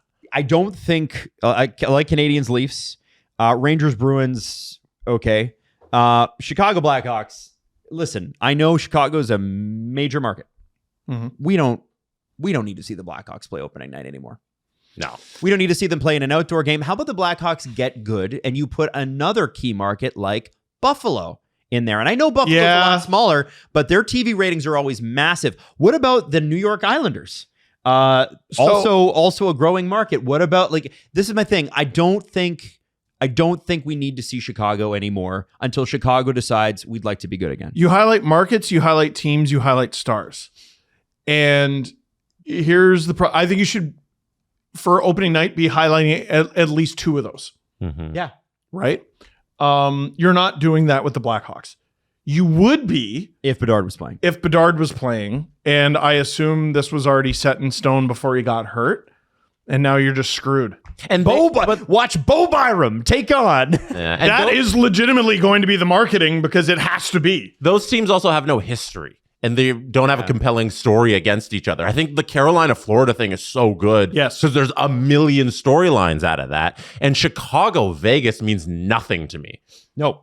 Like, it's completely irrelevant. You know what would have been cool? Like, Buffalo-Vegas, at least you're throwing the Jack Eichel thing back in there. Sure. And then you're throwing Buffalo was so unexpectedly good last year. They had a chance to make the Stanley Cup final if they kept rolling. They could beat Montreal or whatever. Maybe that could have been a matchup. And Vegas is obviously coming off of that. At least there's stuff there. It's been a long... This is stupid. Jesse, the LA Kings, I can't help but notice, are playing the Avs the next day. The Avs are going to steamroll them. It would have been way more fun to see the Kings in the Vegas game. I think if you have LA Vegas play, because then it's... Oh, I thought you were going... I thought Avs Vegas would have been better. Avs Vegas would have been sick. Because then it's like, oh, they swept us. Let's go get our revenge on opening night. Right. That's a great match. And the NFL is great with that, redoing the playoff matchups on like the first week of the season. Like, I think Colorado Vegas that's a home run if that's your late game on opening night. And they fucked this up. No, here's the mistake you're making is the first 2 weeks of the season are complete anarchy. Oh, they're crazy. Yeah. And you have bottom feeders who have won 5 straight, and you have cup contenders who have not scored a goal yet. And like, it's just all over the place in terms of results. Vancouver's going to shut out Edmonton 3-0. Like, that's how it works in the first week. It's complete anarchy, chaos. I think the Toronto Montreal game is that's just tradition. Dude, it's always That's always what they Terrible do. defense, high scoring, fun. Yeah, that'll be a fun one. Yeah. I like the Nats too. I just feel like, they started. Here's the thing too. The Rangers, like, I know it's a major market. You want to get them in, but they suck. Could you please? Can we not? Could we have them play someone else? If you got the Rangers in there, the Bruins are going to kick their ass. No, Yes, Adam. they It's are. the first week. You're right. Zibanejad hat trick. Yeah. Noah Lab a 4-point game somehow. Yeah, you're Like, probably right. Yeah. You're probably right. Okay. All right. Fine. Yeah, you didn't think you were getting a Noah Lab reference today, did you? But you got one, didn't you? You got one. Do we have anything else on that schedule? Does anyone care? Chicago is the home opener for 3 separate teams. So they'll be 0-3 in those games. Awesome. So is Florida, apparently, according to Hayden. So is Florida the home opener for 3 different teams? Yeah. And Yeah. what's that? Hold on. You talk. Sorry. Florida also with they are Anaheim. They are also Carolina, obviously, and Minnesota. And Minnesota doesn't get a home opener until October 10th. Yeah. Oh no, I noticed. That's noticing. That's weird. I don't know why they're not. Well, I guess it's just a schedule. It is what it is. Wait, what? Minnesota is not getting a home opener until October 10th, which is fully 11 days? No, doesn't it say the 3rd? Florida isn't. That's no. No, this is the team's home opener. Oh, so Florida's not getting one until October 10th. Yeah, yes. Oh, yes. that's a long time. So they're going to start the season on a road trip. Yeah, it's not Minnesota. So yeah, Minnesota's home opener is against Boston. Florida's is against Minnesota. Got it. LA's against Florida. Florida's is the 10th. That's how the numbers work. Florida is just going to be a traveling caravan of ass whoopings. I don't think they're going to acknowledge the puck exists until Halloween. Mm-hmm. They're just going to beat everyone the fuck up. Well, I can't wait for their first inevitable preseason game because there's only going to be a few. Who are they playing? I need to know. Well, it's going to be Tampa. Why do you dress in anyone for? Well, because you probably want those guys to go fist first into it, right? And get them all kicked out of guess. the game. You're not, Brady, Matthew, you're not playing long tonight. That's what I think would happen. Barkov, no need. Yeah. Apparently, the Leafs are doing for the preseason. I have heard, I haven't confirmed this, that they're just going to do 2 split squads. No, that's what they're doing. So that's not heard. That was announced. Oh, was it? Okay. Yeah. So it's 4 games, but they're going to be split squads. Yeah. So every Each game, year, there's the preseason is too long, but every year there's like some guy who gets off to a crazy start. Yep. And in the preseason, and you're like, oh, they have like a chance to make the team or like a chance to crack the top 6. I just don't think that's humanly possible. How do you even have enough people in the organization with eyes on you? Mm-hmm. Especially if it's split squad. Yeah. You only play on 2 days. Yeah. You better be the best practicer. Oh, there it is. Okay. Yeah. September 19th, September 23. So they play 2 games on each of the days on the 19th and the 23rd, one against Montreal in Montreal, and then one against Montreal in Toronto, and then one against Ottawa in Ottawa, and then one against Ottawa in Toronto. Cool. And then there's a 6-day gap. Yeah. I'll just be streaming because I think we got to stream preseason this year because of McKenna. Whatever game he's playing in, that's the one we'll stream. I think I want to see with that. Well, and I'm gonna watch it, but I don't know about stream. you know how you're not supposed to take too much away from the preseason? I think this year take everything from the preseason. Really? So let's take Gavin McKenna, who he plays with in the second preseason game. Let's say, yep. Well, and that's who he's playing with. Usually, the players you send on the road are the players that are not going to make the lineup. Yeah. Or on the fringe. Sorry, fellas. Like, you're not sending Austin Matthews to Montreal or Ottawa. You're going, Austin, you're going to play both games at home. You don't have to leave. You can sleep in your own bed. Probably. That's an interesting look at it. Yeah. If they have so little games, then that's just who they're running on opening night. Yeah. Also, you don't fucking need that many games. They're such a waste. It was so boring. No, they figured it out. Where Yeah. you just cut it back to these 2 split squad days. Like, it's fun. What was the record? 9? I want to say the Leafs played 9 preseason games. Yeah, last year was 7 or 8. What are we Yeah. doing? Yeah, let put many. it to you this way. If Jim Hiller isn't coaching the team, those players aren't making it Right. in a split squad. Jim Hiller will be behind the bench of the one that makes it, I think. No, he's going to go through and watch all the, even if he does, he's not hearing what you're Man, I saying just on the need to get bench. a better look at Luke Hames in game action. Yeah. I think he will figure this out. Sorry, fellas.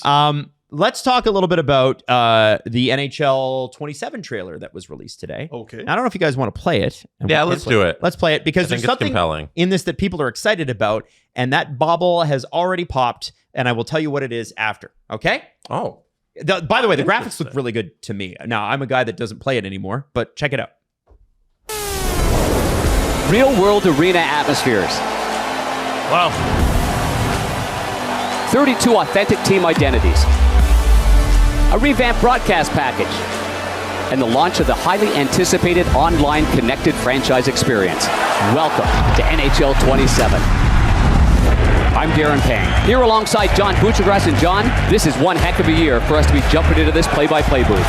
No question, Darren. We've called a lot of games from the 32 rinks around the league, and it's true what they say. No two arenas and no two teams are alike. For a closer look at what's coming in NHL... Hey, here's a generic-ass line. And no two teams are alike. NHL 27. Let's bring in Mike Engelhart from the dev team for a breakdown. You know, from the moment you walk in on game day, you're going to see the differences. From pregame presentation to the biggest moments on ice, every arena is authentic to the city and the team that plays in it. Team-specific landmarks and light shows, well, they give each rink that identity players are looking for. Crowds and arenas react dynamically to shifts in momentum, and those goal songs, when they go off, well, they're going to remind you exactly what rink you're in.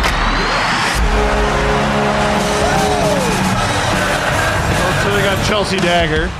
On the ice, rebuilt team playbooks give each team an identity based on how they attack, defend, break out, and adjust to pressure.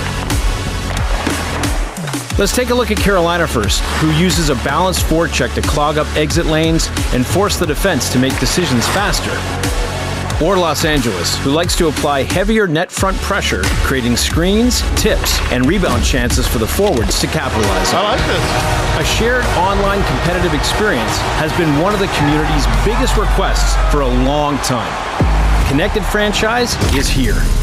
Create a league with your crew, customize the rules, manage your roster, make the trades, and settle those rivalries. No matter how you want to play, Connected Franchise is built to make... Hold on, did that say Dangle? I saw that too. Did you see that? I saw that too. San Jose Dangle! Yeah, Dangle Doctor. One of the guys for anybody listening in the Connected Franchise graphic, one of the GM's name is Dangle #Doctor. And San Jose, they are controlling San Jose, which is kind of funny. Oh, you think that's an Easter egg? I think that's an Easter egg. For you? I'm taking it as that.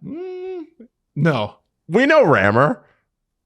So you can play with the last name Dangle play-by-play because I was like, can I please have that? And he's like, yeah, sure, we'll put it in next year. I don't know. I think that's fun. Yeah, I like it. You want to play. Connected Franchise is built to make the league your own. As we continue building with the community, sign up for our community playtest and help shape the future of the mode. This is NHL 27. Live your team. Okay. All right, now I'm going to pop your bubble because everybody is excited about that GM Connected thing, right? Yes. When you start a league. So it could be like me. We could actually turn this into a series. Me, Steve, and Jesse pick a team and we go throughout. And sometimes you're going to play each other. Sometimes you're going to play the CPU and you're going to propose trades. You're going to do all that. Like that is a sick online feature. We love that. Great job. The issue is that you need 32 people. Oh, there's no option for less? According to the Jurors, who's a big Twitch streamer, apparently you can't trade or play against CPU teams in NHL 27 GM Connected. So basically, you got to do 32 users or don't bother. Okay, so that's not... Oh, wow. That's a non-option. Yeah, it's not a thing. Yeah, for most people. Now, I would love to play a season with you guys. I think that would be a riot. I hope they're just wrong. Well, that's it's been widely reported. I hope they're wrong too. I mean, that's not a thing. Unfortunately, you put a lot of effort into something no one's going to use. Well, I don't know how hard it would be to include CPU in that too. It can't be that hard. I mean, this is why you announce these things in July. So you can switch it up? So you can be like, so do you like this? Boo! All right. So we're not going to do that anymore. The Connected Franchise description says up to 32 controlled teams. Yeah, I think that guy might just be wrong. So he's not the only one saying it. But that wouldn't make it out of the idea room. Yeah, it says, so create a league with friends, manage your roster, and compete head-to-head across a full online season with up to 32 controlled teams, flexible settings, schedules, and commissioner tools. I have enough faith in the people who make video games. I hope they did it. That someone would be like, well, that's stupid. 32 or nothing, that'd be a non-starter. No. Yeah. You'd never get through a season. No, there's actually a piece online, and it says create new league. And it says advances you to pre-league state where you'll invite other users to fill in the available teams. Teams without a human user cannot be controlled, traded with, or played against. No, but can you still make your league? Yeah, but you can't play against the teams. So it's not what he's saying in that, you have 32, you can't play at all. It sounds like you can play, make your but league. you can only play each other, and then the league takes care of itself. Yeah, which sounds fine. That's fine. Yeah, but what if I'd only play like 4 or 5 games then? Because if I'm like, say it's me and Jesse and we got a 32 team league, we're only going to be able to play each other. And everything else will be sim. It sounds like we need more info on this because what you've characterized there, where it's like, you got to need 32 people or not, doesn't seem like that's the case. It seems like there will be, if there are 5 people or 3 people, that there is a way to play that. I don't know what else entails that, but it sounds like you can play with less than 32 people. The options appear to be something that is neat and cool, and something that is patentedly ridiculous. Now, can you blame the NHL community for thinking it might be the latter? No. Can you blame me for thinking it's probably the latter? No. Because I think it's probably the latter. No. And I'm rooting for them. I want them to have a good game. It's a good trailer. It's hard to make a bad one, but it made me nostalgic for the way I used to play NHL. Like I used to play the GM mode, and I used to play seasons. Mm-hmm. And when he mentioned game day, I'm like, well, it's not game day, is it? Like you hop online and you play a bunch of. But no, I used to be on the bus going home, and I'd be like, okay, we're playing the Stars tonight. This is gonna be big. Mm-hmm. And I'd hop on my PC and friggin' we're taking on the Stars. Now, big 4-3 OT victory. The good thing is, like, they've even got like little tidbits in the trailer. They got the Johnny Gaudreau number in the rafters. They got the Robo Ducks for the Ducks intro. Like everything, they have completely rebuilt the arenas. The Vegas one was really cool. Yeah, it was, and they say that great. The audience is going to react to momentum shifts in the game, which is cool. Mm-hmm. Love all that. Want all that. I hope what we know about GM Connected is not true. The thing that really stood out to me, I thought was really cool, is if they've really dialed in the way teams play, that would be incredible. Yeah. And if it's because so in Madden, you'll sign a head coach in your franchise mode and you'll use his playbook. I hope they do it like that. And it's not just like the Kings play this way. I hope it'd be like, we got whatever ex coach. And then that, like Jim Hiller will have a play style for the Leafs. And if he is on a different team, then Jim Hiller's style would go with that coach, with that team. Sorry. So I hope that's the way they do it, like in a football kind of Madden way. That seemed really cool, where they're like, the Kings play this style, and the Hurricanes, because the Hurricanes play a specific way of hockey. And if they do that in the game, that's kind of awesome. It's going to be good for puck knowers, and I think it's going to be good for people who think they're really, really smart at hockey. Have you ever gotten this? Have you ever played EASHL drop-in is the greatest idea that's ruined by people. But have you ever gotten, that's not how people play in real life. All the time, yeah. Okay, well, we're not doing that, are we? It's a video game. It's a video game. Yeah. I can hear you on the microphone. You're a grown man. Yeah. Are you joking? Yeah. Fuck off. But now you get to show me how big your puck brain is by adjusting your systems and I don't think people go down the middle of the ice doing the Michigan and then do a Michigan with a backflip into the top corner. I've never seen someone skate 175 feet in one direction backward with a puck. I don't think that happens a lot in real life, and maybe we're not playing real life hockey here. Yeah, relax. Like, calm down. Relax. The one diving move where you bat it out of midair while diving headfirst like Superman, I don't think I see that a whole lot in the NHL, but this game, I see it like 4 times a game. Yeah. So maybe it's a little different. Okay, there are torts. Taylor, Come on. relax. That can't be your expectation for a game like this. No. Like, at all. No. Like, so yeah, at least just lean into the video game-ness of it. I had to throw that out there. We'll see. No, what I think EA, you should have your guard up every time something is announced and we get information about something.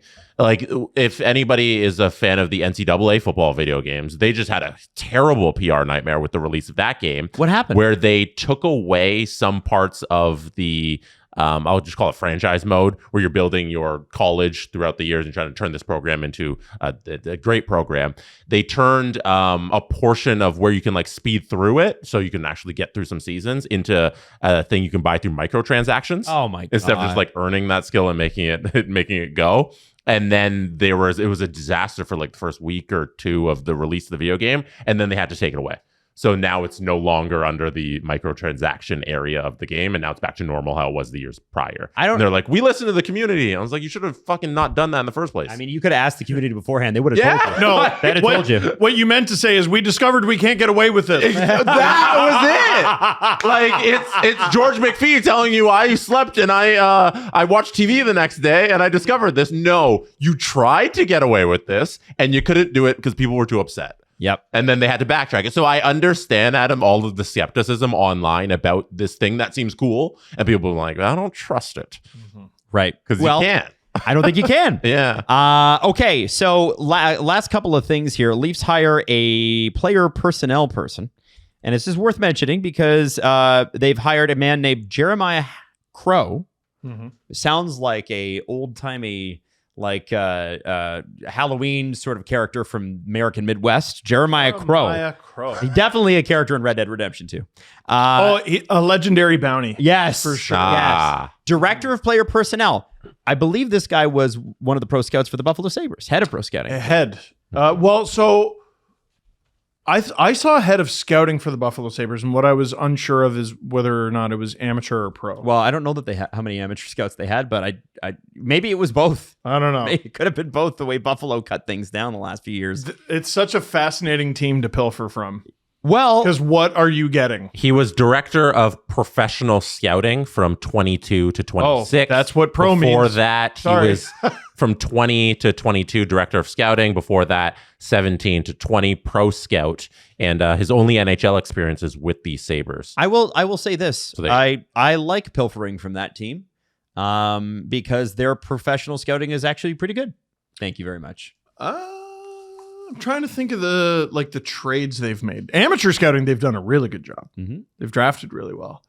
I don't know. I mean, Alex Tuck was a professional scouted guy. So was Peyton Krebs. Yeah. Who just re-signed. Yeah. Beck Mallenstein. Yep. Has been good for them. I don't know if you need a pro scout to tell you Connor Hellebuck's good when he inevitably ends up there. But you know, I think probably not. I think I mean I definitely think too, like, you know, Jason Zucker and stuff. Those seem like Kevin Adam guys. This is the problem. You never know. You never know. But I listen, Buffalo's put together a good team. If we can pick a guy who's good and bring him over from a good team, then I'll take it. Great. Right. Yeah. Do we need to look at all the parts individually if the team is good? Okay. Like, he was part of a good team. Yeah. Okay. It's sort of like people like Judd Brackett. Well, who did he actually draft? I'm like, I don't know, but like Minnesota's pretty good. And he ran the Leafs draft. So, okay. The answer is, unless you're told directly, like, you don't really know. Yeah. Now, on the Brandon Pridham thing, I want to talk about him very quickly. Loves his guys. Brandon Pridham hired by the Pittsburgh Penguins. And it was reported in Toronto that Brandon Pridham's contract with the Pittsburgh Penguins was accidentally sent to all 32 NHL teams. I could confirm for you that is true. It was an accidental clerical error, so that is true. Oh. But I was told that... So the way it was presented in Toronto, I didn't really like. Because it was sort of sneered, because what people were surprised at is, well, he doesn't make very much. Now, how it works in the NHL with executive salaries and coaches... We all know this. You get fired, team has to still pay you out. Yeah. And if the next team is, what Gary usually steps in and does, especially with head coaches, is, okay, well, this team that fired head coach, there's one more year left on his deal. Firing team is going to pay 75 to 80%. the next team's going to pay 25%. And then the year following, when the contract with the old team expires, now the new team's on the hook for the new thing. So people were it was presented as like in a sneering way at Pridham, like, oh, he doesn't make any money. And making him look like a jabroni. Yeah. And so there are two things that are different about this that, a few follow-up questions would have been good. First thing is he's not taking on a full-time executive role with the Penguins. He's a consultant. He is staying in the Toronto area. And remember that his kid is just launching his pro career. Just got drafted. Jack, yeah. So Jack Pridham is like a high-end prospect. I think he plays for Kitchener, does he not? He did, and he was traded to the Lightning? I believe he was a Blackhawks draft pick traded to the Lightning. There you go. Yeah. And he won the championship with the Rangers, had 90 points in 65 games. This is a third round pick from 2024, now traded to the Lightning, as you said. Okay, so that's number one. Number two, I believe he's got a year or two left with the Leafs. So he is getting paid whatever he was being paid. Right. And getting paid a little extra to consult for the Penguins as the Leafs let him go. He didn't need the money from this job because the Leafs are paying him a fortune. His still what he was making, right? Yes. Okay. So this is a raise. Right. So what was sent around was only part of his salary. Just his raise. Just what he's making. It's the money now he's making on top of what he's already getting from the Leafs for the next 2 seasons. Like a true capologist, he's doing less and making more. Yeah. His official title is Hockey Operations Consultant, and the Penguins said his primary responsibilities will include overseeing player contract negotiations, salary cap management, and planning to ensure compliance with the collective bargaining agreement and scheduling. So he's just kind of like a part-time guy. Exactly. And the way that this was presented was that, it was, again, presented in a sneering way, and then people assumed, the Leafs did this to fuck him, which is unbelievably untrue. I don't know how you jump to that conclusion. Like what? But no, they didn't do that. It was a clerical error, and it had nothing to do with the Leafs. The Leafs were not involved. My guess is the place you're going to see him next year is Scotiabank Arena. Probably. Well, apparently this scouting. guy he hasn't missed a Leaf game in like 8 years, and so and had the opportunity to leave with Dubas in 2023, didn't leave because he wanted to finish the job here. This guy is from Ontario, is a Leaf fan, wanted to be here, didn't want to leave. And so I think now he's launching his kid's career because his kid is still here. And then he, is going to take a couple years and then figure out what he's going to do next. But it seems like at very least Kyle Dubas really values what he brings, as he should. And Kyle Dubas, say the line, Bart, loves his guys. So I just wanted to clear that up because I got some DMs from actually surprising amount of DMs from people going, I can't believe the Leafs would do this to him. And the Leafs are not involved. And also the way it was presented was objectively wrong. And so I just want to clear that up because if we're doing a podcast on hockey. If we're not doing it for the hardcore fans who care about this stuff, who are we then doing it for? Right. So I think yes, you might say, well, Adam, it's just an executive gives a shit. People who listen to this show, they care. Very often, including this morning, we sometimes go over the topics and I'm like, does anyone care? Yes. And the answer is usually yes. Always yes. Now, a couple of other things that I want to get to. Congrats to Cole Perfetti. Got paid by the Winnipeg Jets. $6 million, 5 years. Not bad. Mm-hmm. Little lot. Yeah, but I don't know. I look at the number and I look at his numbers and I say, okay, he better get a little better. Now, if you were to ask Jets fans, they would say that ain't his fault. That's just the way we treat young guys. They treated Nick Ehlers like that his entire time there. Right? So, I don't know. Maybe there's a little A, a little B, Jess? I don't know. Thoughts? What do you mean that's how they treat guys? They don't give the young guys enough time to, on the ice. Right. So, with more opportunity, he's probably going to live up to that number and surpass it. Yeah, I can see that. 100%. And maybe the first 2 years he's not worth the contract, but then the last 4 he is because the cap has gone up that much. Right? Totally. That's also part of it. $6 million isn't $6 million yesterday. I guess that's totally fair. So just a thought. Yeah. The Ducks have, it looks like, triggered an out clause in their Victory Plus. So Victory Plus is a streaming site that has just Dallas and Ducks local games, but now they just have Dallas. I believe Dallas owns a piece of Victory Plus. So I think because the Ducks are now good, the rights would now be more in demand. And therefore they're like, I'm not going to do the Victory Plus thing anymore. That's fair. Interesting. We did mention Peyton Krebs. There's one thing about Shane Wright I want to talk about. Okay. So Shane Wright is a guy that apparently, well, obviously he wants out of Seattle, right? It's time to move on. And Vancouver seems like the place, and it's right across the water, and hey, you don't have to move that far or whatever. Perfect candidate. So I have to, so the Province is a big newspaper in Vancouver. Yes. This is written by somebody named Ben Kuzma, and it basically says Canucks, why Shane Wright intrigues as a potential reclamation project. And you can see why. 100%. He's a great setup man. Young centerman, fourth overall pick. Maybe ends up being more effective on the wing. Who knows? Who knows? But hey, how about trying him? Well, the Canucks can afford to try him. Exactly.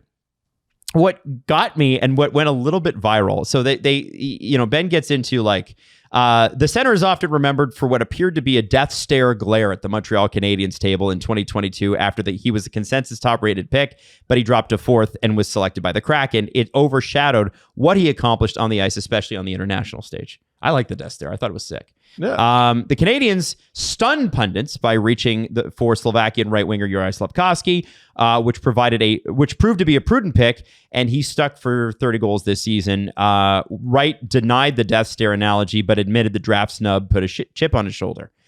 Here's the clip. Here's the quote that gets me. It's still there, as in the chip on his shoulder, and that's significant because he is an alpha male who is assertive and confident.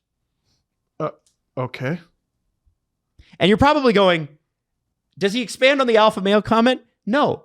The Canucks are attempting to solve their riddles in the middle puzzle by and get a motivated player at the right trade price who could be a key piece. It's this sentence stood out.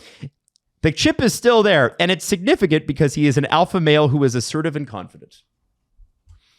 Followed by no proof that he's an alpha male. I don't know that he's not. It's a really weird throw-in. Yeah. Are we just pumping the guy's tires because he's coming to Vancouver and that's great. It just seems like an odd line, and I wanted to point it out, and it's the summer and I can do that. Okay. You ever been an alpha male? Do you know what that? Maybe we can I guess not. Okay. I think there's like a Malcolm X quote that's something along the lines of, cursing is people. I'm paraphrasing. People who curse do it because they don't have the words to express themselves. Right. And I say that as someone with a potty mouth. Way too many people go, that guy's an alpha, or I'm an alpha. Just say they're competitive. Mm-hmm. That's what you mean, right? Mm-hmm. Is he a leader? Is he the leader of the Kraken? Is he the best Kraken player? Is he the strongest Kraken player? Is he a player the Kraken look to do X? Is he a player that the Kraken look to do Y? Perhaps Z. I didn't say Z because I'm an alpha male and this is Canada. What do you mean by that? Just use the word that you mean. Like, people, it's this catch-all word for I think this man is impressive. Or manly? Manly? Or do you see how many different things it can mean? But he's an alpha male and assertive, Steve. You could have just said assertive. Also, show your work. What do you mean? That's what I was Prove waiting. that he's assertive. I was waiting for a I bet you didn't know story. Yeah. That backed it up, but I didn't see anything. This has less to do with Ben Kuzma and more to do with no one using that word correctly. How we talk about this in culture. Like, I don't know what this means. It's nebulous. It's completely nebulous. It's lost. It's say a word enough times and it's lost. Alpha should be such a like, that word should have so much emphasis, so much importance, and it means nothing. Well, if you were to say Nathan McKinnon was an alpha male, then you could point to several different stories where you'd be like, alpha. By the way, the alpha male thing is from, it's weird internet corners, but it is also like a wolf pack analogy, and it's also wrong. It's also wrong. Wolves do not act like the way that the internet acts like wolves do. But also, if you told me Nathan McKinnon was an alpha male, you wouldn't need to explain to me why. I know. We all know. You know. Right? Mm-hmm. What do you mean? He's an elite athlete who's competitive? Thank you. Yeah. What are you talking about? I don't. This, and again, it's not Ben. It's the way people just bastardize this word. Ugh. When I hear it used not ironically in a sentence, I immediately am like, I don't need to read the rest of this. Well, look out for alpha male Shane Wright coming to a hockey arena near you. Yucky. Jesse, tell us about Shane's alpha tendencies. On Shane Wright's game, like, it's such a disappointment where it's been so far. He's still only 22. Yep. But like last season, I think you could argue he took a step back from where he was in the previous year. Almost like half the points he had.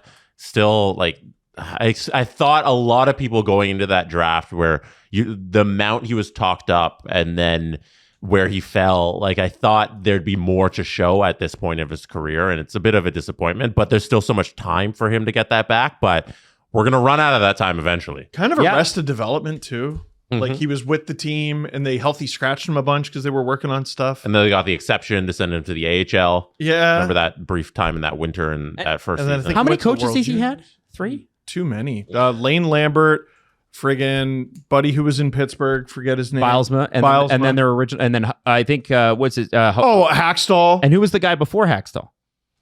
I think Hackstall was the first. He was the first? It's also like a microcosm of how the franchise has gone since its inception in Seattle, where it's a lot of spinning in the wind. A crazy. Shane Wright's career you're right. Has kind of mirrored a lot of that. Wouldn't you even say the same for Matty Beniers, who we all were like, after his first year, like, hey, here he comes. Yeah, there's a little bit of that too. Yeah. Also, like, when do we have a conversation about the 2022 draft? Because, like, we've had it. Second overall pick's moved. Fourth overall pick it sounds like going to get moved. Sixth overall pick is moved. Friggin' ninth overall pick is moved. 11th overall pick is moved. 14th overall pick is moved. But a lot of these guys have moved. In a normal league, that's the way it should be. Like, in other leagues, that happens all the time. That's not how it works here. I know, but I think it does actually now because the cap's going up. Yeah, it's different. Yeah, I don't think that you're going to see this clutching of picks and while he's our guy, and even though it's time to move off him, we won't because we drafted him and we don't want to be wrong. Right. But a lot of these guys have moved because it hasn't worked out. Yeah. Though. Yeah. Like, but it's also the 2020 But if draft, you look at post-COVID. If you look at the top 5 guys in terms of games played, none of those guys have moved. Well, yeah. Yeah. So like, but Why like would you the move actual good ones are like sticking around, right? Right. So it's just a matter of the guys picked wrong, kind of, because it's Slafkovsky, Cooley, Minchikov, Shane Wright, Lane Hudson. Oh, and Marco Kasper's there. The fact Shane Wright is still 4th in that category is actually impressive. That's sorting the 2022 draft by games played. So, yeah, no, it's an interesting draft. Like, there's a lot of questions out of that. Everyone was just so objectively wrong about Lane. This is why I pushed back on draft grades the day after. Well, the 2022 draft specifically, on every post-COVID, draft. brutal. We know so little about drafting. Even the guys who are paid professionally for their entire lives to select these young children get it wrong so many times. Yeah, if your hit rate's like 20%, you're a stud. You're a genius. Yeah. Yeah. Okay. So I wanted to get the alpha male comment in there. We have some send stuff that we can hold on to, but that sort of thing, we can get that next week. No Zegras? Yeah, we didn't have a Zegras segment.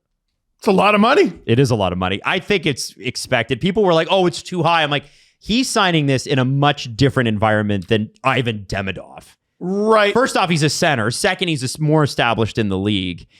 Third, he's not worked out to be maybe the player that everybody thought he might be in Anaheim when he was on the cover of the video game, but like that kind of makes sense to me. So here's my brain was going all over the place because I'm like, he is not a $9 million player. What the hell are we talking about?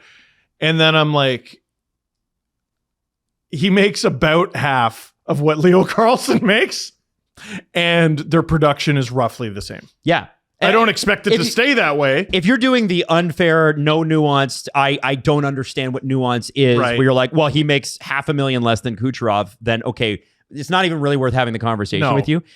Trevor Zegras signed a deal that will halfway through it be completely worth it because that's what second line centers will be making. Like, when did Kucherov sign that deal? 5 years ago? 5 years ago? 6? Yeah. Like, what are we doing? I think it was just a few days pre-Marner. Like, it was... It's like not whatever the same. it was. It's not the same. What are we doing? Yeah. I think it's a big assumption on the trajectory of his career because there's still proof that he can be a high-end goal scorer, which he hasn't been, if that's your expectation of Trevor Zegras, or a facilitator where he's a really good playmaker. Like, I don't think he's established in that direction yet. And he's 25, and you've kind of know what players are at that point. Next year needs to be a next level year for him. That's exactly what I'm saying, yeah. What he was in Philly last year wasn't a breakout season. It was a return to form. Because he was good in Anaheim, was bad in Anaheim, and he's returned to form. And if all he ever becomes is a high 60-point player for them, I don't think that's a great outcome for the Flyers. He's got to become better, and I think he wants to be better, and the Flyers want him to be better. Yeah, it was 67 points, 26 goals, 41 assists, which was good. So he's exactly Leo Carlsson. That's 6-7 points. Excuse me. But I don't think that's what you want him to be at for his career, because that $9 million doesn't look good then. I also don't think they could score goals this year. Like, he was their entire offense. Mitchkov showed up to camp. When was it? Was it out of shape, Flyers fans? I don't know. Rick Tocchet didn't say it enough. No, it hasn't been discussed. But like, if he has, let's say he has a Matvei Mitchkov that can put 30 goals in, who we think he can be, maybe that 67 is, that 6-7 turns into an 8-7. Well, and it's also good to lock him up to 4 years because he's an alpha male and assertive. Can we do next week? Yes. Can we do our NHL's top alpha males? No, I Top think 10 alpha what males? this becomes is every time someone signs, I refer to them as an alpha male who's Okay, assertive. I think when you look at the way his play style is too, like, he's not somebody who's going to play on your penalty kill at all. It doesn't do that for the Flyers. You'll be on the power play, like heavy power play minutes and everything, but I think he needs to become more useful in his career, because you can't just dismiss all of those Ducks years where it got really dark and everyone's like, okay, what's going on with Zegras? The $5-point-something million contract that he signed, everyone's like, that's too high for him now that his production is at the level it was, and there's a reason they moved off of him. So I think you're asking for him with this contract, step into it, because you're not quite there yet, but there's a new life for you here in Philly. Yeah. There's an element of the Trevor Zegras conversation, and it will potentially tie into the Leafs. Like, oh, well, you know, his coach, they didn't get along. Okay, but like, do your job. Yeah. It's life, and you make lots of money. Do your job. One thing, like, I'll always, this is why he's one of my favorite players, William Nylander, might not get along with Craig Berube and laugh in his face, but Willie's going to show up and score goals. Good.